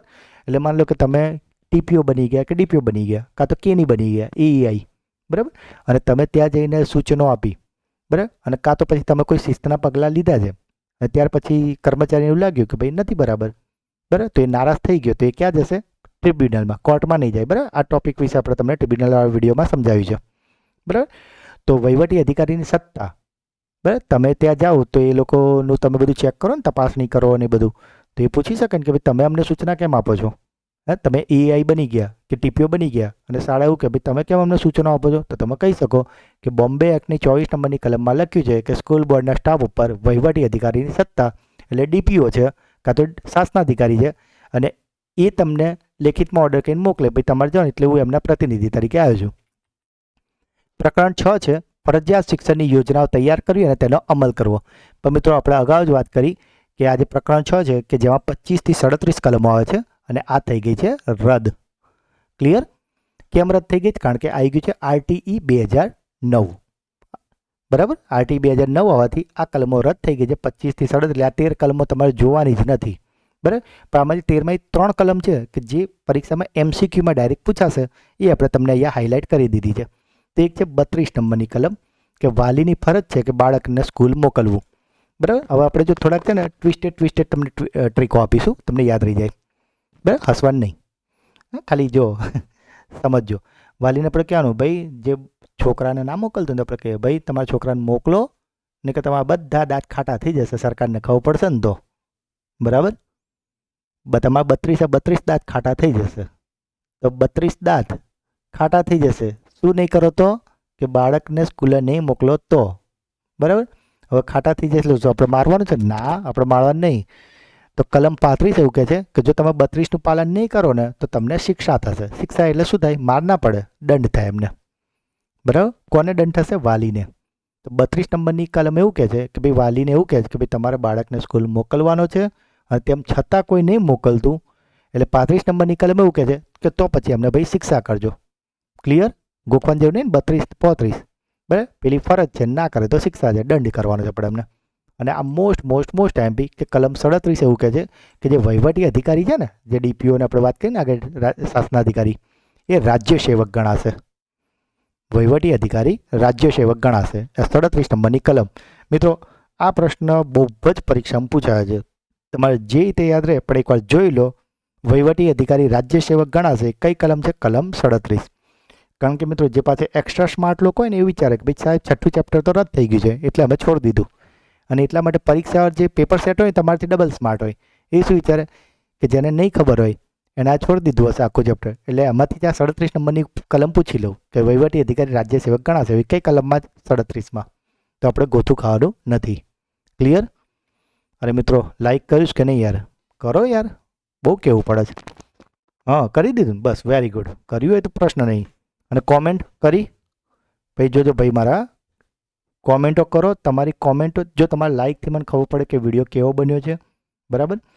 અને તમારી કોમેન્ટોથી જ મને આવા તમારા માટે નવા વિડીયો બનાવવાની પ્રેરણા મળે છે, બરાબર. તમે જેટલી વધારે લાઇક ને જેટલી વધારે કોમેન્ટ આપશો ને એટલી જલ્દી તમારા માટે દરેક ટોપિક પર વિડીયો આવશે. ચલો, પ્રકરણ 7 માન્ય શાળાઓ કે જેમાં 38 થી 40 છે. 38, 39, 40. ક્લિયર? હવે 38 નંબરની શું કહે છે કે માન્ય શાળાઓના વિષય અને અભ્યાસક્રમ વગેરે, બરાબર. તમે કોઈ શાળાની માન્યતા તો આપી દીધી, બરાબર, પણ એમાં શું વિષય છે, શું અભ્યાસક્રમ છે, એવું કે શાળાની માન્યતા મળી હોય ને તો એને આપણા રૂલ્સ ફોલો કરવા પડે. તો એના માટે જે વિષય અને અભ્યાસક્રમ હોય ને એ બધું કોમાં જણાવ્યું છે? કલમ 38માં. આમાં બીજું વધારે કશું પૂછાતું નથી આ મિત્રો. આપણે ટુ ધ પોઈન્ટ વિડીયો બનાવ્યો છે, પણ સામે મિત્રો આ બહુ જ આઈએમપી છે. હું તમને કરાવું એટલું જ કરજો, કોઈ ચિંતા ના કરતા. બાકી તમારે બધું કરવું હોય તો કરી શકો છો, ના નહીં પાડતો, પણ આટલું કરશો તો તમને વાંધો તો નહીં જ આવે જરાય. કલમ 39 છે, રદ થઈ ગઈ. હવે જુઓ મિત્રો, ગણીને એ કલમ કેટલી છે? 38, 39, 40. એમાંથી એક તો રદ થઈ ગઈ, બરાબર. તો આપણે યાદ શું રાખવાનું કલમ 7માં? ઓકે સાહેબ, એક તો એનું નામ માન્ય શાળાઓ 7 નંબર છે. કલમ 38 છે, માન્ય શાળાના વિષય અભ્યાસક્રમ છે. અને 40માં શું છે? આ મોસ્ટ આઈએમપી છે, માન્ય શાળાઓની તપાસણી પત્રકો.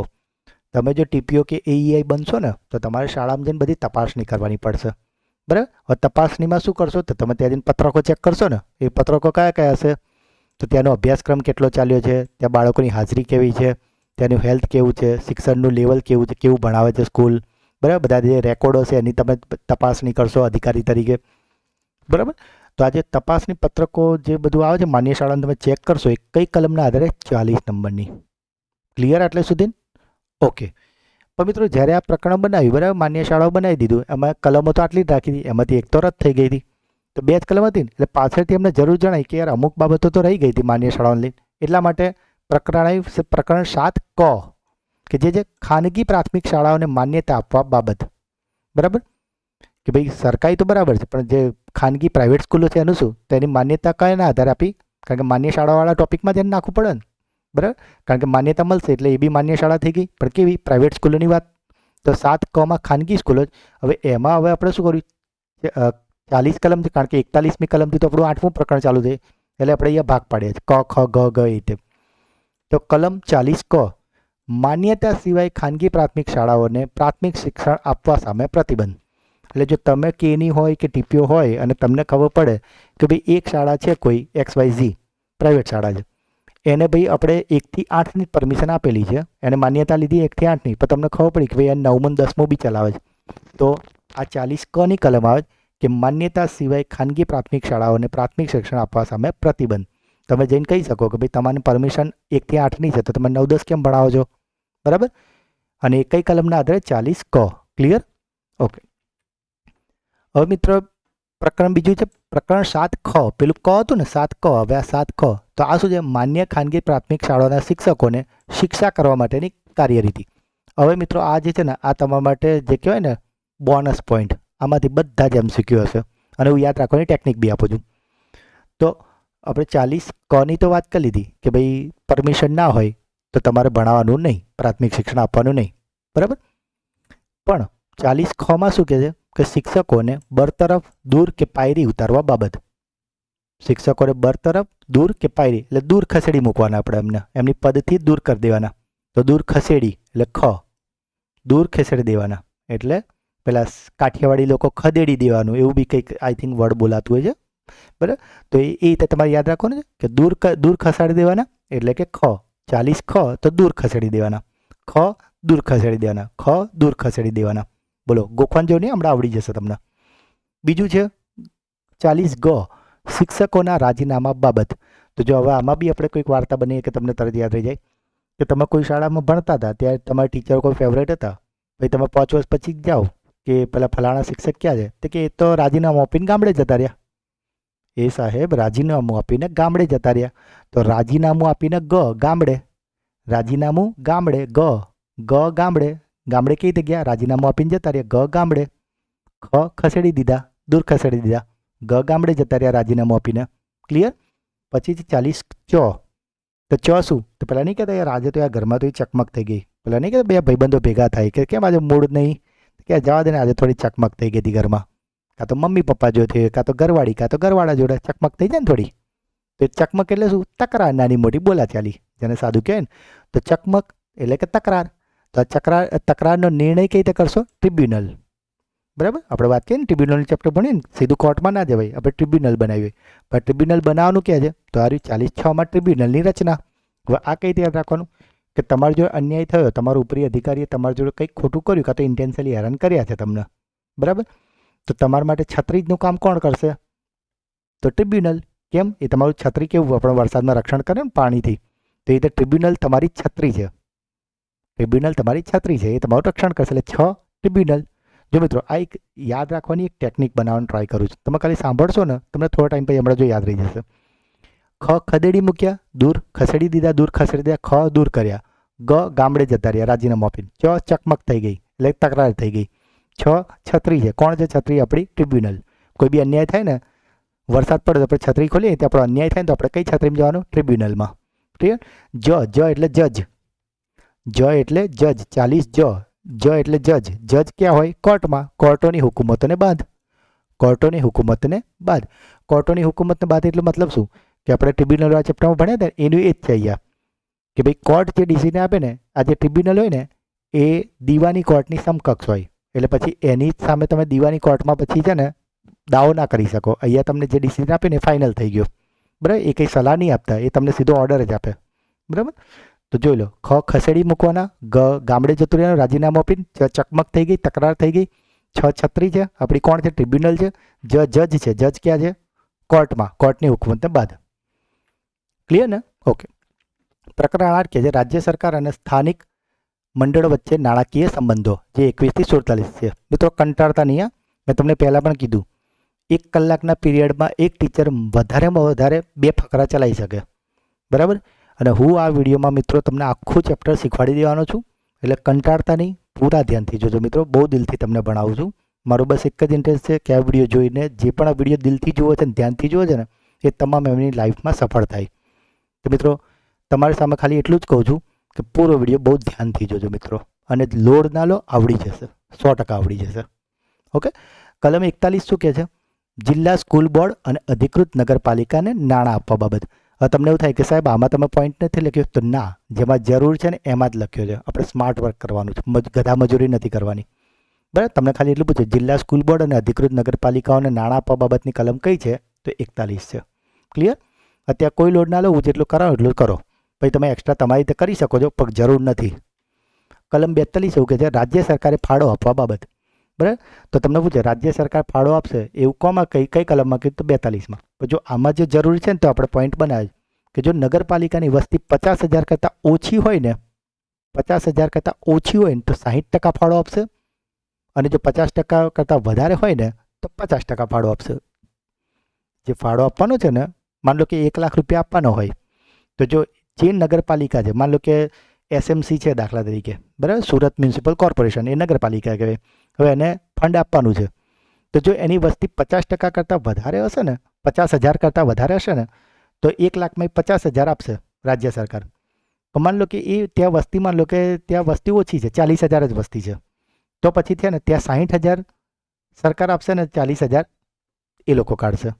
ટૂંકમાં તમે યાદ રાખો, 50,000 કરતાં ઓછી વસ્તી હોય ને તો રાજ્ય સરકાર થોડો વધારે મદદ કરશે, 60% ટેકો કરશે. અને 50% કરતાં વધારે હશે તો એને મતલબ કે ભાઈ એ કેપેબલ છે, તો ભાઈ 50-50% સરખું. ક્લિયર? કલમ 43 એવું કહે છે કે જિલ્લા સ્કૂલ બોર્ડનું અંદાજપત્ર.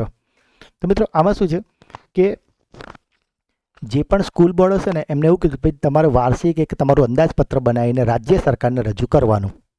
ફરીથી મિત્રો, અંદાજપત્ર કોને રજૂ કરવાનું છે? રાજ્ય સરકારને. બરાબર? પણ રાજ્ય સરકારને બી કરે ને તો એમાં રાજ્ય સરકાર શું કરી શકે, તેને જેમ જરૂર લાગે ને એમ એમાં સુધારા વધારા કરી શકશે. ફરીથી મિત્રો કે કલમ 43 છે ને એવું કહે છે કે જિલ્લા સ્કૂલ બોર્ડનું અંદાજપત્ર, બરાબર. અને અંદાજપત્રમાં શું છે કે દરેક જિલ્લા સ્કૂલ બોર્ડ એક અંદાજપત્ર તૈયાર કરવું પડશે, એ રાજ્ય સરકારને આપવું પડશે અને રાજ્ય સરકાર તેમાં તેને જે યોગ્ય લાગે ને એ ફેરફાર કરશે અને પછી મંજૂર કરશે. એટલે સ્કૂલ બોર્ડે અંદાજપત્ર આપ્યું કે ભાઈ અમારે ટીચરોના પગાર, શાળાની ગ્રાન્ટ, આ તે બધું થઈને અમારે માન લો કે 1 કરોડની જરૂર છે, બરાબર. તો સ્કૂલ બોર્ડ એવું નહીં કે 1 કરોડ કીધે એટલે 1 કરોડની ગ્રાન્ટ આપી દે, બરાબર. સરકારને જ્યારે લાગે ને રાજ્ય સરકારને એ પ્રમાણે એમાં સુધારા વધારા કરી શકે છે અને પછી એ જે કરે ને એ ફાઇનલ રાજ્ય સરકાર. 44 નંબરની કલમ છે મિત્રો, એ છે પ્રાથમિક શિક્ષણ ફંડ. ફરીથી કલમ શું છે 44માં? પ્રાથમિક શિક્ષણ ફંડ. આ મોસ્ટ એમપી છે મિત્રો, હમણાં આવશે. પ્રાથમિક શિક્ષણ ફંડ કોમાં છે? 44 નંબરમાં.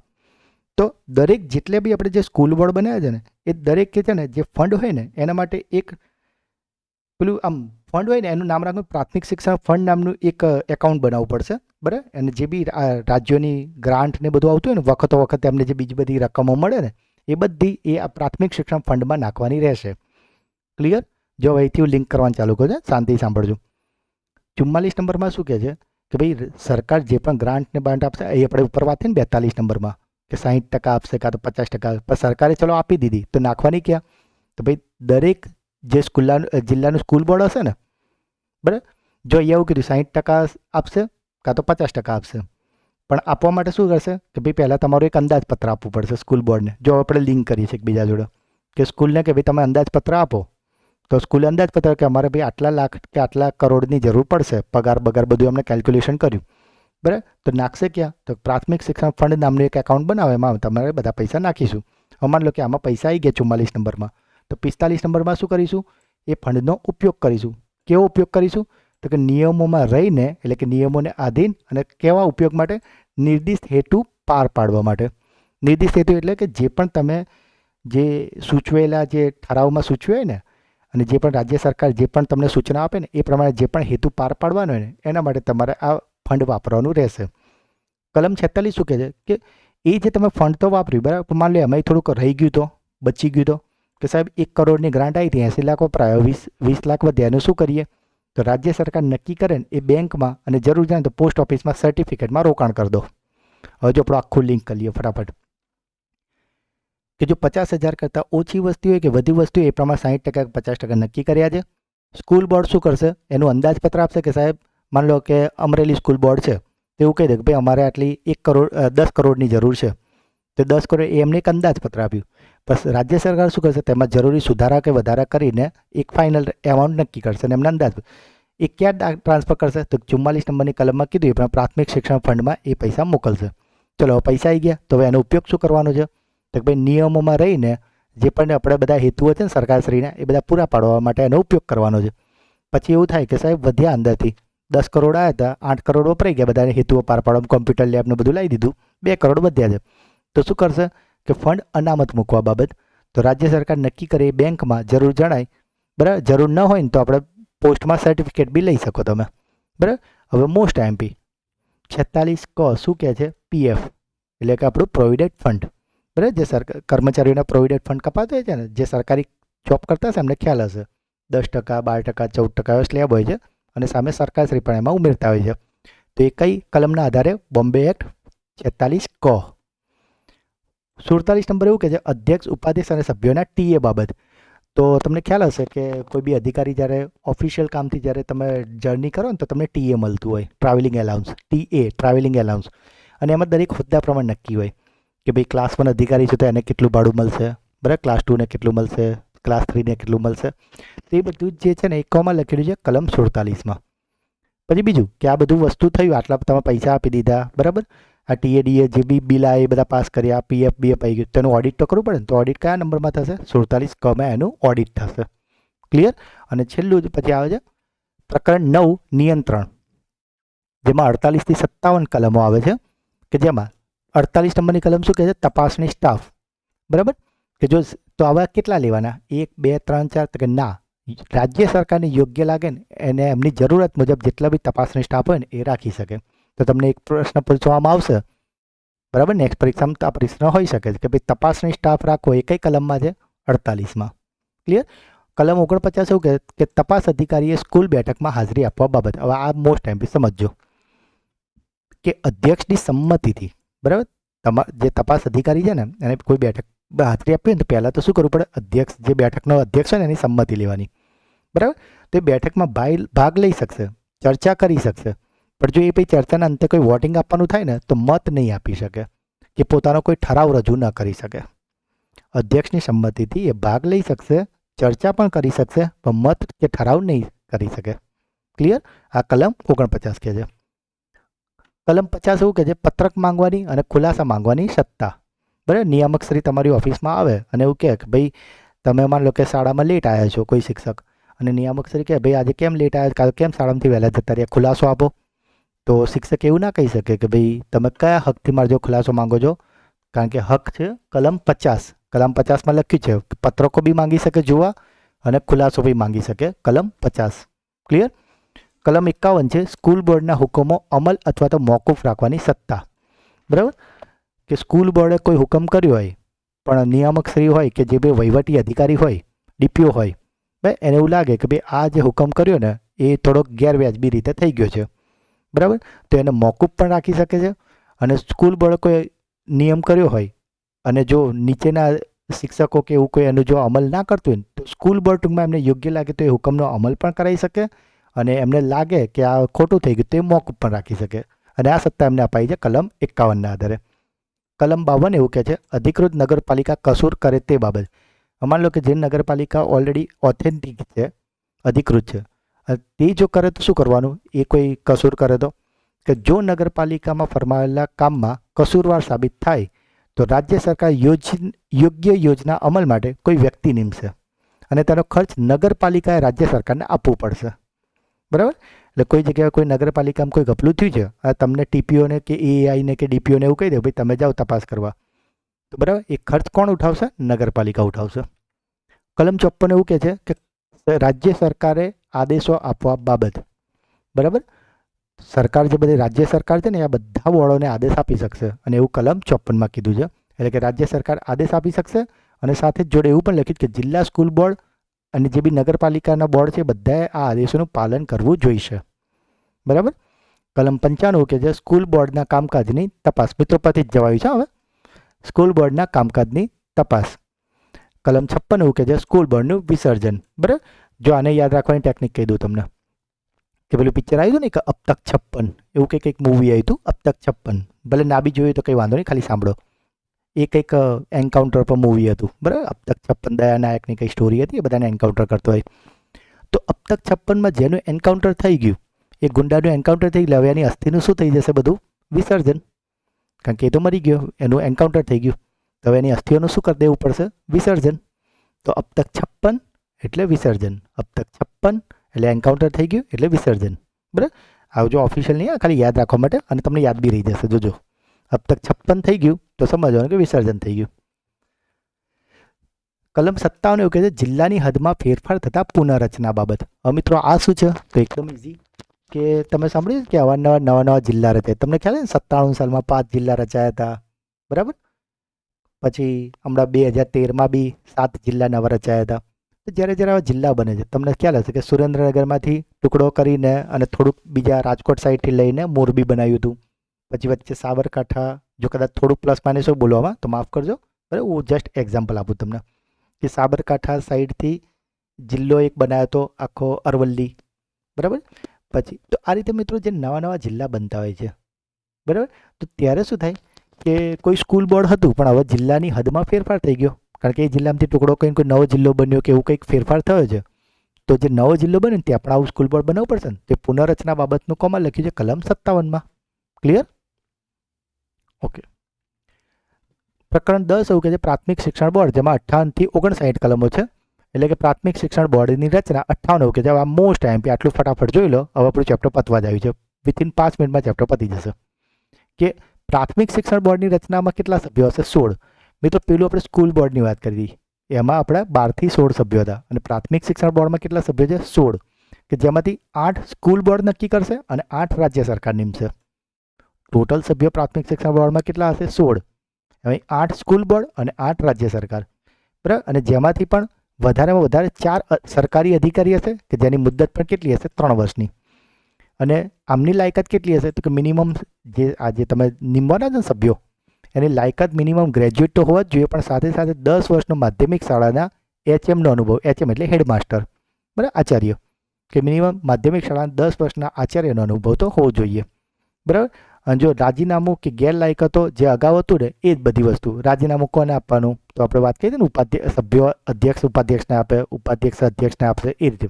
અને ગેરલાયકાતો જે આપણે જોયું હતું ને, નાદાર, પગારદાર, વિદેશી, એ જ બધું અહીંયા લાગુ પડશે. કલમ 59 એવું કહે છે બોર્ડની સત્તા ફરજો અને કાર્યો, બરાબર. આમાં બીજું કશું નહીં, ખાલી નંબર પૂછાય કે બોર્ડની સત્તા ફરજો અને કાર્યો શામાં છે? તો 59માં છે. અને છેલ્લું આવી ગયું આપણું પ્રકરણ 11 પ્રકીર્ણ, કે જેમાં આટલી જ કલમો જોવાનું છે અને આપણું ચેપ્ટર અહીંયા પૂરું થઈ જશે. કે કલમ 60માં એવું કહે છે સત્તા અને ફરજો સોંપવા બાબત. હવે તમે મિત્રો અવારનવાર જો કદાચ તમે શિક્ષણ સાથે જોડાયેલા તો તમને ખ્યાલ હશે કે માન લો કે નિયામકશ્રી છે, કાં તો TPO છે, કાં તો DPO છે, એ થોડા ટાઈમ માટે માન લો કોઈ બીમારીના લીધે કાં તો કોઈ પ્રસંગોપાત એ રજા પર ગયા છે, તો તમને ખ્યાલ હશે કે ભાઈ અત્યારે તો આપણા જે વહીવટી અધિકારી ને એ તો અત્યારે બહાર છે, રજા પર છે, તો એમનો ચાર્જ 100 વ્યક્તિને આપ્યો છે. આવું સાંભળતા હશો ને તમે.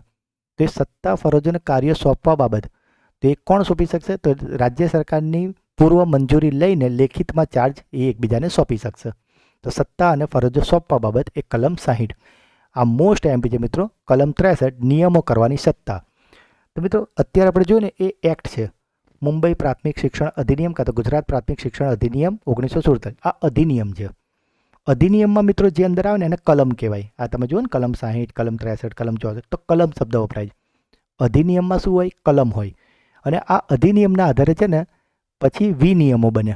અને વિનિયમ હોય ને એમાં જે હોય ને એનું નામ શું હોય? તો નિયમ 60, નિયમ 63, નિયમ 64, એમાં નિયમો હોય, બરાબર. તો નિયમો કરવાની સત્તા કોણ આપે છે? તો કલમ 63. અને એટલા માટે જ મિત્રો આજે ગુજરાત પ્રાથમિક શિક્ષણ અધિનિયમ 1947 જે અધિનિયમ છે કે જેમાં કલમો છે અને એની કલમ 63ના આધારે જ બન્યું છે ગુજરાત પ્રાથમિક શિક્ષણ અધિનિયમ 1949. હવે ક્લિયર થયું? સેમ મિત્રો તમને ખ્યાલ હશે RTEમાં બી હતું. RTE 2009 હતું, એ અધિનિયમ હતો કે જેમાં કલમો હતી અને એના આધારે બન્યું શું?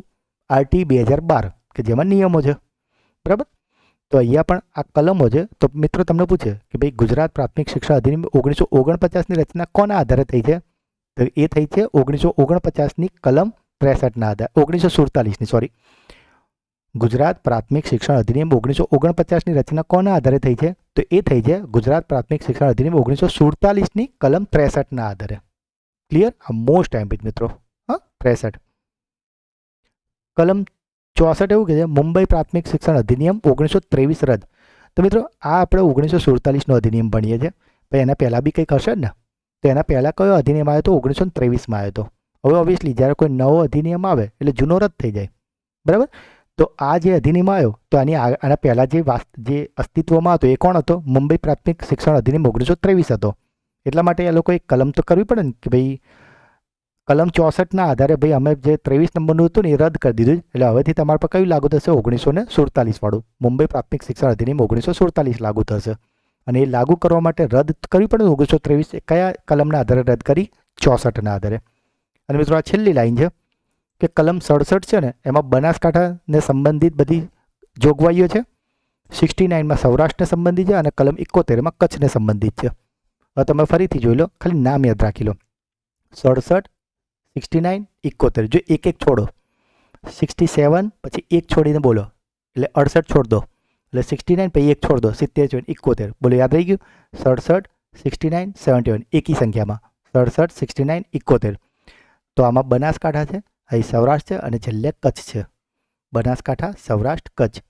તો આમાં બનાસકાંઠાને લગતી કલમો છે, 69માં સૌરાષ્ટ્રની છે અને 71માં કચ્છની છે. મિત્રો આને લઈને પરીક્ષામાં એ રીતે પ્રશ્ન પૂછાઈ જતો કે ભાઈ કલમ 69માં કોને લઈને બધી કલમો કરેલી છે? કચ્છને, બનાસકાંઠા, સૌરાષ્ટ્રને. એટલે પબ્લિક આમાં કન્ફ્યુઝ થઈ જતી હોય, મિક્સ થઈ જતું હોય, બરાબર. આપણે આ રીતે યાદ રાખો 67, એક છોડીને 69, એક છોડીને 71, બરાબર. અને બનાસકાંઠા, BK, સૌરાષ્ટ્ર અને કચ્છ. ક્લિયર? ઓકે. તો આપણે આ રીતે યાદ રાખવાનું, બનાસકાંઠા, સૌરાષ્ટ્ર અને કચ્છ. 67, 69 અને 71. તો મિત્રો આ હતું આપણું ગુજરાત પ્રાથમિક શિક્ષણ અધિનિયમ 1947 મોસ્ટ એમપી કલમો આપણે શોર્ટિંગ કરી. તમારે જો પૂરેપૂરું વાંચવું હોય તો તમે વાંચી શકો છો. બાકી તમે વિશ્વાસ રાખો આટલું કરશો ને તો તમારે કોઈ વાંધો નહીં આવે. બરાબર, જરૂર લાગે ને તો આ વિડીયોને ફરીથી એકવાર જોઈ લેજો એટલે તમને 100% થઈ જશે. અને હજુ વિડીયો કટ નથી કરવાનો. બરાબર, આપણે ફટાફટ આગળની 10 મિનિટમાં 50 પ્રશ્નો સોલ્વ કરી લઈએ છીએ ફટાફટ. બરાબર, અને એના આધારે તમારો આખું રિકેપ થઈ જશે. બરાબર, પણ મિત્રો સાથે જ તમને કહી દઉં કે આપણા જે આગળના લેક્ચર છે NITI Aayog, NEP 2020, RTE 2009, NCF 2005, tribunal act 2006 અને અત્યારે તમે જોઈ રહ્યા છો બોમ્બે એક્ટ 1947. તો આટલા વિડીયો મિત્રો જેમણે જોઈ લીધા છે ને એને આટલા ટોપિકમાંથી એક પણ માર્ક્સ નહીં કપાવવાનો. અને મિત્રો તમે પણ જોઈ લો, એનો સ્ક્રીનશોટ લઈ લો કે તમારે કયો વિડીયો જોવાનો બાકી છે. અને જે બાકી હોય મિત્રો જો રિસ્ક ના લીધા, કોમ્પિટિશન માર્કેટમાં બહુ જ છે. બરાબર, કારણ કે મિત્રો હું જોઉં છું કે માન લો નીતિ આયોગને 10,000 વ્યૂ મળ્યા હોય, બરાબર, NEPને 9,000 મળ્યા હોય, કાં તો NCFને એક ઉદાહરણ આપીને સમજાવ, NCFને માન લો કે 7,000 મળ્યા, તો એનો મતલબ કે અહીંયા હજુ 3,000 લોકો એવા છે જેમણે નીતિ આયોગ જોયો પણ NCF નહીં જોયો. તો ઓબ્વિયસલી એ લોકો ભાઈ NCFના પ્રશ્નમાં ગોથું ખાઈ જ જવાના છે. તો માટે મિત્રો આ લેક્ચર જોઈ લો અને પરીક્ષાની આગળ તમારા જ્યારે પણ જે પણ પરીક્ષા આપતા હોય જેની જે પણ ડેટ હોય એની આગળ બધા વિડીયો ફરીથી એકવાર જરૂરથી જોઈ લેજો. ચોપડી વાંચવી ને કરતાં વિડીયો જો તમને આગળ પડશે. બરાબર, અને મિત્રો ફરીથી રિક્વેસ્ટ કરીને કહું છું, લાઇક ના કરી હોય તો અત્યારે જ કરી દો અને કોમેન્ટ તો ખાસ કરજો કારણ કે તમારી કોમેન્ટોના આધારે જ આવા વિડીયો આવે છે. કોમેન્ટ બંધ થશે તો વિડીયોની મિત્રો ફ્રિકવન્સી ડાઉન થઈ જશે. અને હું આશા રાખું કે તમને આવા વિડીયો સારામાં સારા આપવાનો પ્રયત્ન કરું. તો અને મિત્રો જો હજુ સુધી ચેનલને સબસ્ક્રાઈબ ના કરી હોય તો અત્યારે જ કરી લો મિત્રો. બરાબર, ચલો હવે શરૂ કરીએ આપણા 50 પ્રશ્નો રોલર કોસ્ટર રાઉન્ડમાં. બરાબર, ફટાફટ હું પ્રશ્ન વાંચીશ પણ તમારે જવાબ ફટ લઈને આપી દેવાનો છે. બરાબર, અને કેટલા સાચા પડે ને એ પ્રમાણે કોમેન્ટમાં કહેવાનું છે તમારે. હું દરેક કોમેન્ટ વાંચું છું અને દરેક કોમેન્ટના રિપ્લાય 100% કરું જ છું. ચલો, પહેલો સવાલ છે, ગુજરાત પ્રાથમિક શિક્ષણ અધિનિયમમાં સ્કૂલ બોર્ડમાં કેટલા સભ્યો નિમવામાં આવે છે? મિત્રો એ વાત થઈ છે સ્કૂલ બોર્ડની. તેમાં કેટલા સભ્યો હતા? યસ, વેરી ગુડ, 12 થી 16. ગુજરાત પ્રાથમિક શિક્ષણ અધિનિયમનો મુખ્ય ઉદ્દેશ્ય શું છે? તો મિત્રો યાદ કરો પહેલી સ્લાઇડ આપણી તે હતો મફત અને ફરજિયાત પ્રાથમિક શિક્ષણ સુનિશ્ચિત કરવું. ગુજરાત પ્રાથમિક શિક્ષણ અધિનિયમ ક્યારે પસાર થયો છે? મિત્રો પસાર તો યાદ કરો આપણે ગાંધીજીવાળી વાત કરી હતી. બરાબર ને? યસ, 29 જાન્યુઆરી 1948. મુંબઈ પ્રાથમિક શિક્ષણ અધિનિયમમાં પ્રથમ સુધારો ક્યારે કરવામાં આવ્યો હતો? પ્રથમ સુધારો થયો હતો 3 વર્ષ પછી એટલે કે 1950માં. મુંબઈ પ્રાથમિક શિક્ષણ અધિનિયમ 1947 કયો વૈધાનિક કાયદો છે? બોલો જલ્દી, તમારે જવાબ તરત આપી દેવાનો છે. યસ, પરફેક્ટ, હા, એકદમ સાચું, 61મો. મિત્રો સાથે જ એક વાત કરી લઉં કે દરેક પરીક્ષા માટે જે ખૂબ જ મોસ્ટ એમ્પી ટોપિક કહેવાય એ છે કરંટ અફેર્સ. તો મિત્રો એના વિડીયો આપણી ચેનલ પર દરરોજ સવારે મુકાય છે અને એ ફક્ત 15 થી 20 મિનિટનો નાનકડો વિડીયો હોય છે. તો તમે રીલ્સ જોવામાં અમે એટલો ટાઈમ તો બગાડતા હશો પણ જો તમે આ કરંટ અફેર્સના વિડીયો દરરોજ જોશો ને મિત્રો તો તમે કોઈ પણ કોમ્પિટિટિવ એક્ઝામમાં હંમેશા એકદમ અપ ટુ ડેટ હશો. બરાબર, કારણ કે જે ટોપિક્સ કહેવાય બંધારણ, ઇકોનોમિક્સ, બરાબર, સાયન્સ એન્ડ ટેકનોલોજી, ટોપિકના નામ અલગ છે પણ એ બધા પ્રશ્નો આવે છે કરંટ અફેર્સમાંથી. માટે કરંટ અફેર્સના વિડીયો અચૂક જોશો, પરીક્ષા હોય કે ના હોય. ઘણા મિત્રો છે ને કૂવાના દેડકા જેવા હોય કે જે વરસાદ આવે ત્યારે જ બહાર આવે એટલે કે પરીક્ષાનું ફોર્મ બને ત્યારે જ આવા વિડીયો જુએ. પણ આપણે મિત્રો કૂવાના દેડકા નહીં, આપણે જંગલનો સિંહ બનવાનો છે કે જે 12 માસ જંગલમાં ફરતો હોય છે રાજા બનીને. અને આપણે એ જ રીતે આપણે 12 માસ આપણી તૈયારી ચાલુ રાખવાની છે. કરંટ અફેર્સના વિડીયો તો અચૂક જોવાના છે. ગુજરાત પ્રાથમિક શિક્ષણ અધિનિયમ 1947નો અમલ કઈ તારીખથી થયો? તો મિત્રો યાદ છે આપણે તમને વાત કરી હતી ભારત અને ચીનનું યુદ્ધ થયું હતું 62માં, એને લીધે આ ડિલે થયું હતું. તો એટલે પછી કયું આવે? તો 48, 60, 50 તો આવે જ નહીં. તો જવાબ આવે 30 માર્ચ 1963. ગુજરાત પ્રાથમિક શિક્ષણ અધિનિયમ 1947માં સ્કૂલ બોર્ડના સભ્યોની મુદ્દત કેટલી હોય છે? કે ભાઈ 3 વર્ષથી વધારે ના જ હોય. ગુજરાત પ્રાથમિક શિક્ષણ અધિનિયમ 1947માં ચૂંટણી બાબતે તકરાર કેટલા દિવસમાં ન્યાયાધીશ પાસે કરી શકાય? આપણે વાત કરી હતી ને પેલા હારેલો ઉમેદવાર હોય કે કોઈને અન્યાય થયો હોય તો એને કેટલા દિવસમાં કરવાની હતી? યસ, 15 દિવસમાં. ગુજરાત પ્રાથમિક શિક્ષણ અધિનિયમ 1947માં સતત કેટલા મહિના ગેરહાજર રહે તો ગેરલાયક ઠરે? યસ, 3 મહિના. જો આવડો માંડી મિત્રો સાચા પડે છે ને? સાચું બોલો, પડે છે ને સાચું? આવું જ પરીક્ષામાં બી સાચું પડશે તમારું. ગુજરાત પ્રાથમિક શિક્ષણ અધિનિયમ 1947માં કલમ 21 મુજબ કયો બોર્ડનો વહીવટી અધિકારી કોણ હોય છે? મિત્રો એ જો યાદ છે આપણે 21 ને 22 બંનેમાં વહીવટી અધિકારી હતા. પણ ફરક શું હતું? જો સ્કૂલ બોર્ડ શબ્દ કહે તો આપણો કોણ આવે? ડીપીઓ. અને જો એ નગરપાલિકા કહે તો આપણો શાસનાધિકારી. ગુજરાત પ્રાથમિક શિક્ષણ અધિનિયમ 1947માં કુલ કેટલા પ્રકરણ છે? કેટલા? યસ, 11 પ્રકરણ. ગુજરાત પ્રાથમિક શિક્ષણ અધિનિયમ 1947માં કુલ કેટલી કલમો છે? 71. ગુજરાત પ્રાથમિક શિક્ષણ અધિનિયમ 1947માં ગેરલાયક ઠરાવ્યા પછી હાજરી આપનાર સભ્ય પર પ્રતિદિન કેટલો દંડ વસૂલ થાય છે? તો મિત્રો કલેક્ટરને જાણ થઈ હતી, પ્રતિદિન કેટલો થતો હતો? 50 રૂપિયા. ગુજરાત પ્રાથમિક શિક્ષણ અધિનિયમ 1947માં વાલીની ફરજ બાળકને સ્કૂલ મોકલવાની જોગવાઈ કઈ કલમ હેઠળ આવે છે? તો મિત્રો યાદ છે ને, પ્રકરણ 6 છે જે રદ થઈ ગયું છે. પણ એમાં 3 કલમ આપણે લીધી હતી, તો યાદ છે 32 દાંતવાળી આપણે તમને ઉદાહરણ સમજાવ્યું હતું. યસ, 32. ગુજરાત પ્રાથમિક શિક્ષણ અધિનિયમ 1947માં પ્રાથમિક શિક્ષણ ફંડ સંબંધિત જોગવાઈ કઈ છે? જે પ્રાથમિક શિક્ષણ ફંડ હતું એ કયા નંબરનું હતું? 44 નંબરનું. ત્યાં પછી 45માં ફંડનો 44માં ફંડ હતું, 45માં ફંડનો ઉપયોગ હતું. યાદ છે ને? ઓકે. ગુજરાત પ્રાથમિક શિક્ષણ અધિનિયમમાં બોર્ડનું વિસર્જન કઈ કલમ હેઠળ કરવામાં આવે છે? મિત્રો વિસર્જન પૂછ્યું છે, યાદ કરો. અબતક 56 યાદ આવ્યું ને? અબતક 56. 56 એટલે અબતક 56માં એન્કાઉન્ટર થઈ જાય એટલે પછી જેનું એન્કાઉન્ટર થઈ ગયું એની અસ્થિઓનું આપણે વિસર્જન કર્યું હતું. તો 56 વિસર્જન, 56 વિસર્જન. યાદ આવ્યું ને થોડું? 56 વિસર્જન. ઓકે. ગુજરાત પ્રાથમિક શિક્ષણ અધિનિયમ 1947માં સ્કૂલ બોર્ડની રચના કઈ કલમ હેઠળ આવે છે? તો મિત્રો સ્કૂલ બોર્ડ રચાઈ હતી કલમ 3. 1 હતી ટૂંકી સંજ્ઞાની વ્યાપ્તિ, 2 હતી વ્યાખ્યાઓ, 3 હતું આપણી સ્કૂલ બોર્ડની રચના. ગુજરાત પ્રાથમિક શિક્ષણ અધિનિયમ 1947માં સભ્યોની ગેરલાયકાતો કઈ કલમ હેઠળ દર્શાવવામાં આવી છે? મિત્રો એ ગુજરાત પ્રાથમિક શિક્ષણ અધિનિયમ કે મુંબઈ પ્રાથમિક શિક્ષણ અધિનિયમ કે, બરાબર, વસ્તુ એક જ છે. તો સભ્યોની ગેરલાયકાતો ક્યાં હતી? 5 નંબરમાં. પછી આ છે ને, અને સભ્યો બન્યા પછીની ગેરલાયકાતો કોમાં હતી? તો 7 નંબરમાં. ગુજરાત પ્રાથમિક શિક્ષણ અધિનિયમ 1947માં તાલુકા સલાહકાર સમિતિની રચના કઈ કલમ હેઠળ થાય છે? તો મિત્રો આ કઈ કલમ હેઠળ થઈ હતી? તાલુકા 15 હેઠળ. અને એની જિલ્લાની ભલામણ કરે કોને? રાજ્ય સરકારને કરે. યાદ છે ને? ઓકે.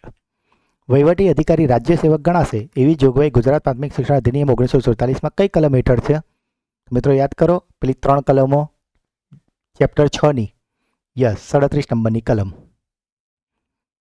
6 નંબરમાં જે 3 કલમ હતી એ 32, 35 અને 37. 32માં આપણે વાત કરી હતી વાલીની ફરજ છે મોકલવાનું. 35માં એવું કીધું કે જો ના મોકલે તો એની શિક્ષા, અને 37માં રાજ્ય સેવક હતું. ગુજરાત પ્રાથમિક શિક્ષણ અધિનિયમ 1947માં માન્ય શાળાઓ સંબંધિત જોગવાઈઓ કયા પ્રકરણમાં આપવામાં આવી છે? તો માન્ય શાળા એટલે કઈ હતી? પ્રકરણ 7. ગુજરાત પ્રાથમિક શિક્ષણ અધિનિયમ 1947માં માન્ય શાળાઓની તપાસણી કઈ કલમ હેઠળ આવે છે? તો મિત્રો આ તપાસણી આવતી હતી 40માં. ગુજરાત પ્રાથમિક શિક્ષણ અધિનિયમ 1947માં પ્રાથમિક શિક્ષણ ફંડનો ઉપયોગ કઈ કલમમાં? તો હમણાં જ વાત કરી કે શિક્ષણ ફંડ હતું 44માં અને એનો ઉપયોગ હતો 45માં. ગુજરાત પ્રાથમિક શિક્ષણ અધિનિયમ 1947માં નિયમો કરવાની સત્તા કઈ કલમ હેઠળ આવે છે? તો મિત્રો હમણાં આપણે વાત કરી હતી ને કે 1947ની કલમ 63ના આધારે પછી શું કર્યું હતું? તો 1949 બનાવ્યું હતું વિનિયમો. મુંબઈ પ્રાથમિક શિક્ષણ અધિનિયમ 1923 કઈ કલમથી રદ થયો છે? તો મિત્રો કઈ કલમથી? 63થી. બરાબર. નેક્સ્ટ છે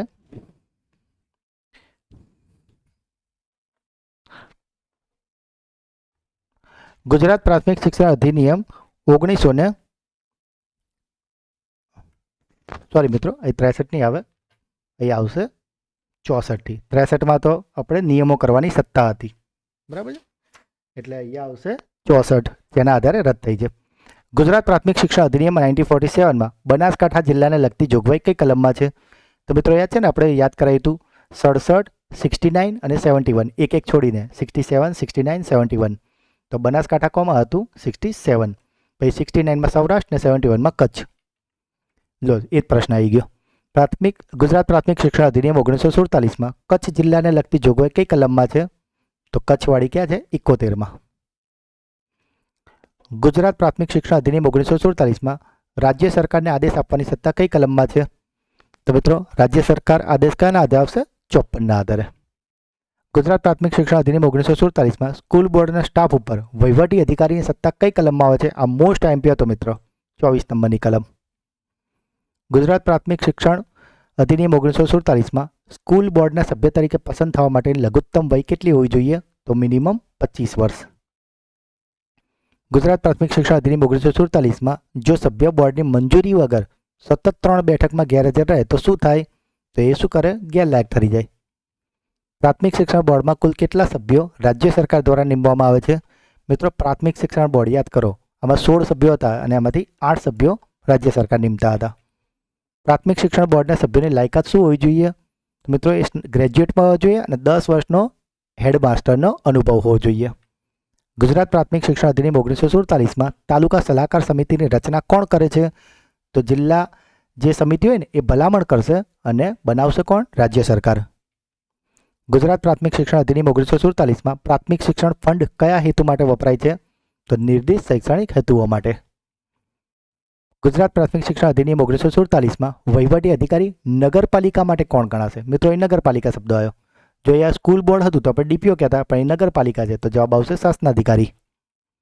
ગુજરાત પ્રાથમિક શિક્ષણ અધિનિયમ 1947માં સ્કૂલ બોર્ડના અધ્યક્ષને દૂર કરવા માટે કેટલા મત જરૂરી છે? 2/3. ગુજરાત પ્રાથમિક શિક્ષણ અધિનિયમ 1947માં નગરપાલિકાની વસ્તી 50,000થી ઓછી હોય તો રાજ્ય સરકાર કેટલો ફાળો આપશે? મિત્રો, યાદ કરો, 50,000 કરતાં ઓછી હોય તો 60% આપશે અને 50 કરતાં વધારે હોય તો 50% આપશે. ગુજરાત પ્રાથમિક શિક્ષણ અધિનિયમ 1947માં કલમ 48 શું દર્શાવે છે? તો મિત્રો, 48 દર્શાવે તપાસણી સ્ટાફ. ગુજરાત પ્રાથમિક શિક્ષણ અધિનિયમ 1947માં કલમ 57 શું દર્શાવે છે? તો આપણે વાત કરી કે જિલ્લાની ફેરરચના થઈ હોય એટલે કે હદ ફેરફાર. ગુજરાત પ્રાથમિક શિક્ષણ અધિનિયમ 1947માં કલમ 69 કયા વિસ્તાર સંબંધિત છે? તો 67 હતું બનાસકાંઠા, 69 સૌરાષ્ટ્ર અને 71 હતી કચ્છ, એટલે એ જવાબ આવશે સૌરાષ્ટ્ર. ગુજરાત પ્રાથમિક શિક્ષણ અધિનિયમ 1947માં જો સ્કૂલ બોર્ડના સભ્યને દુર્વર્તન બદલ દૂર કરવો હોય તો કઈ પ્રક્રિયા જરૂરી છે? તો મિત્રો, 2/3 સભ્યોની ભલામણ અને સામે જ એને યોગ્ય તક પણ આપણે આપવાની છે. ગુજરાત પ્રાથમિક શિક્ષણ અધિનિયમ 1947માં કલમ 2 હેઠળ શું આવે છે? તો મિત્રો, 1 હોય એ ટૂંકી સંજ્ઞા હોય અને 2 હોય એ વ્યાખ્યા હોય. ગુજરાત પ્રાથમિક શિક્ષણ અધિનિયમ 1947માં જો કોઈ વ્યક્તિ સરકારમાં પગારદાર હોય તો કલમ 5 મુજબ તેની સ્થિતિ શું રહેશે? તો શું બની જશે મિત્રો? ગેરલાયક. હવે વાત કરી હતી, નાદાર હોય, વિદેશી હોય, પગારદાર હોય, બરાબર, ગુનાહિત વૃત્તિવાળો હોય, 25 વર્ષથી નાનો હોય. ગુજરાત પ્રાથમિક શિક્ષણ અધિનિયમ 1947માં કલમ 40 ખ કયા વિષય સાથે? તો ખ એટલે ખસેડી દેવાના. ક્યાં ખસેડી દેવાના? તો શિક્ષકોને બળતરફ દૂર ખસેડી દેવાના. આપણે એવું શીખવાડ્યું હતું ને, દૂર કે પાયરી ઉતારવા બાબત. 40 ગ મુખ્યત્વે કયા વિષય સાથે સંબંધિત છે? તો ગ એટલે ગામડે જતો રહ્યો. શું કરીને ગામડે જતો રહ્યો? રાજીનામું આપીને. શિક્ષકોના રાજીનામા બાબતે 40 ગ. અને એ જ રીતે મિત્રો 40 ચ તો આપણે શીખવાડ્યું હતું તમને કે ચ એટલે ચકમક જરી. ચકમક એટલે શું? તકરાર. તો જે આજે બોમ્બે એક્ટ 1947 છે એમાં 40 ચ શું કહે છે? તો તકરારનો નિર્ણય કરવો. એ જ રીતે બોમ્બે એક્ટ 1947માં 40 છ શું છે? તો 6 એટલે છત્રી. આપણી છત્રી શું હોય? જો અન્યાય થાય તો આપણે ક્યાં જવાનું છે? ટ્રિબ્યુનલમાં. એટલે ટ્રિબ્યુનલની રચના 6 છત્રી. ગુજરાત પ્રાથમિક શિક્ષણ અધિનિયમ 1947માં જો કોઈ માન્ય ખાનગી પ્રાથમિક શાળાનો શિક્ષક બરતરફ થાય અને તે વિરોધ કરે તો તે કયા પ્રાધિકરણ પાસે અરજી કરી શકે? તેને કોર્ટમાં જવાનું? ના, કોર્ટમાં નહીં. અને ક્યાં જવાનું છે? ટ્રિબ્યુનલમાં. ગુજરાત પ્રાથમિક શિક્ષણ અધિનિયમ 1947માં ટ્રિબ્યુનલનો નિર્ણય કેવો હોય? તો મિત્રો, એ તો ટ્રિબ્યુનલ કંઈ તમને સલાહ નહીં આપતી, એ દીવાની કોર્ટ જેવી હોય. એટલે એનો જે નિર્ણય હોય ને અંતિમ અને બાંયધર્ય હોવો જોઈએ. તો મિત્રો, આ હતું ગુજરાત પ્રાથમિક શિક્ષણ એક્ટ 1947 કે જેને મુંબઈ પ્રાથમિક શિક્ષણ અધિનિયમ 1947, બોમ્બે એક્ટ 1947 કહીએ છીએ. એની સંપૂર્ણ સમજ અને એના મોસ્ટ એમપી 50 પ્રશ્નો તમને કરાવી દીધા છે. તમારે કેટલા સાચા પડે ને એ તમારે જવાબમાં 100% કહેવાનું છે. મિત્રો, તમારા માટે બહુ જ મહેનત કરું છું. તો વિડીયો કેવો લાગ્યો ને એ તમારે જરૂરથી મને કોમેન્ટમાં કહેવાનું છે. અને મિત્રો, જેમ મેં તમને અગાઉ પણ કીધું, હું કોઈ ક્લાસીસ સાથે કનેક્ટેડ નથી કે ના તો હું તમારી જોડેથી કોઈ ફી કે કોઈ કોર્સ ચલાવું છું, બરાબર. એટલા માટે હું દરેક તમારા માટે જે પણ ટોપિક લે એના માટે હું બહુ જ રિસર્ચ કરું છું, બહુ બધા રેફરન્સ બુકો અને ઘણું બધું રિસર્ચ કરું છું. પણ તેમ છતાં જો કોઈ નાની મોટી ક્ષતિ રહી ગઈ હોય તો થોડુંક તમે જોઈ લેજો. પણ મિત્રો, આ એક્યુરેટ હું ડેટા લાવું છું. બની શકે કે આ નોનસ્ટોપ હું 1 કલાકથી ભણાવું છું તો ફ્લોમાં ક્યાંક કદાચ કોઈક ઉપર નીચે થયું હોય, બરાબર. પણ તમે મારો ઇન્ટેન્સ જોજો કે હું તમને ઇઝીમાં ઇઝી રીતે ચેપ્ટર આવડે એના પ્રયત્ન કરું છું. અને નેક્સ્ટ વિડીયો તમારે કયા ટોપિક પર જોઈએ છે ને એ મને કોમેન્ટમાં ખાસ જણાવજો મિત્રો, જેથી મને ખ્યાલ આવે કે કયો વિડીયો બનાવવાનો છે હવે, બરાબર. હવે સમય છે તમારી બ્રેન બૂસ્ટર ટેસ્ટનો, જેના જવાબો તમારે કોમેન્ટમાં આપવાના છે. આજનો પહેલો પ્રશ્ન છે, મુંબઈ પ્રાથમિક શિક્ષણ અધિનિયમ 1947 કયો વૈધાનિક કાયદો છે? ગુજરાત પ્રાથમિક શિક્ષણ અધિનિયમ 1947માં ગેરલાયક ઠરાવ્યા પછી હાજરી આપનાર સભ્ય પર પ્રતિદિન કેટલો દંડ વસૂલ થાય છે? અને આજનો છેલ્લો સવાલ, ગુજરાત પ્રાથમિક શિક્ષણ અધિનિયમ 1947માં કલમ 69 કયા વિસ્તાર સંબંધિત છે? તો મિત્રો ત્રણેય પ્રશ્નોના જવાબ તમારે કોમેન્ટમાં લખવાના છે. અને મિત્રો જવાબમાં ખાલી ABC એવું ના લખતા, પૂરો જવાબ લખજો, બરાબર. અને જેટલા પણ મિત્રો આ વિડીયો અત્યાર સુધી જોયો છે ને, તો તમને રિક્વેસ્ટ છે 100% તમે મિત્રો લાઇક કરજો, બ્રેન બૂસ્ટર ક્વિઝના જવાબો આપજો, અને ખાસ વિડીયો કેવો લાગ્યો ને જરૂરથી જણાવજો, જેથી કરીને મિત્રો તમારી કોમેન્ટોથી જ અમને, તમારા પ્રતિભાવોથી જ અમને મોટિવેશન મળે છે અને હું આવા વિડીયો બનાવું છું.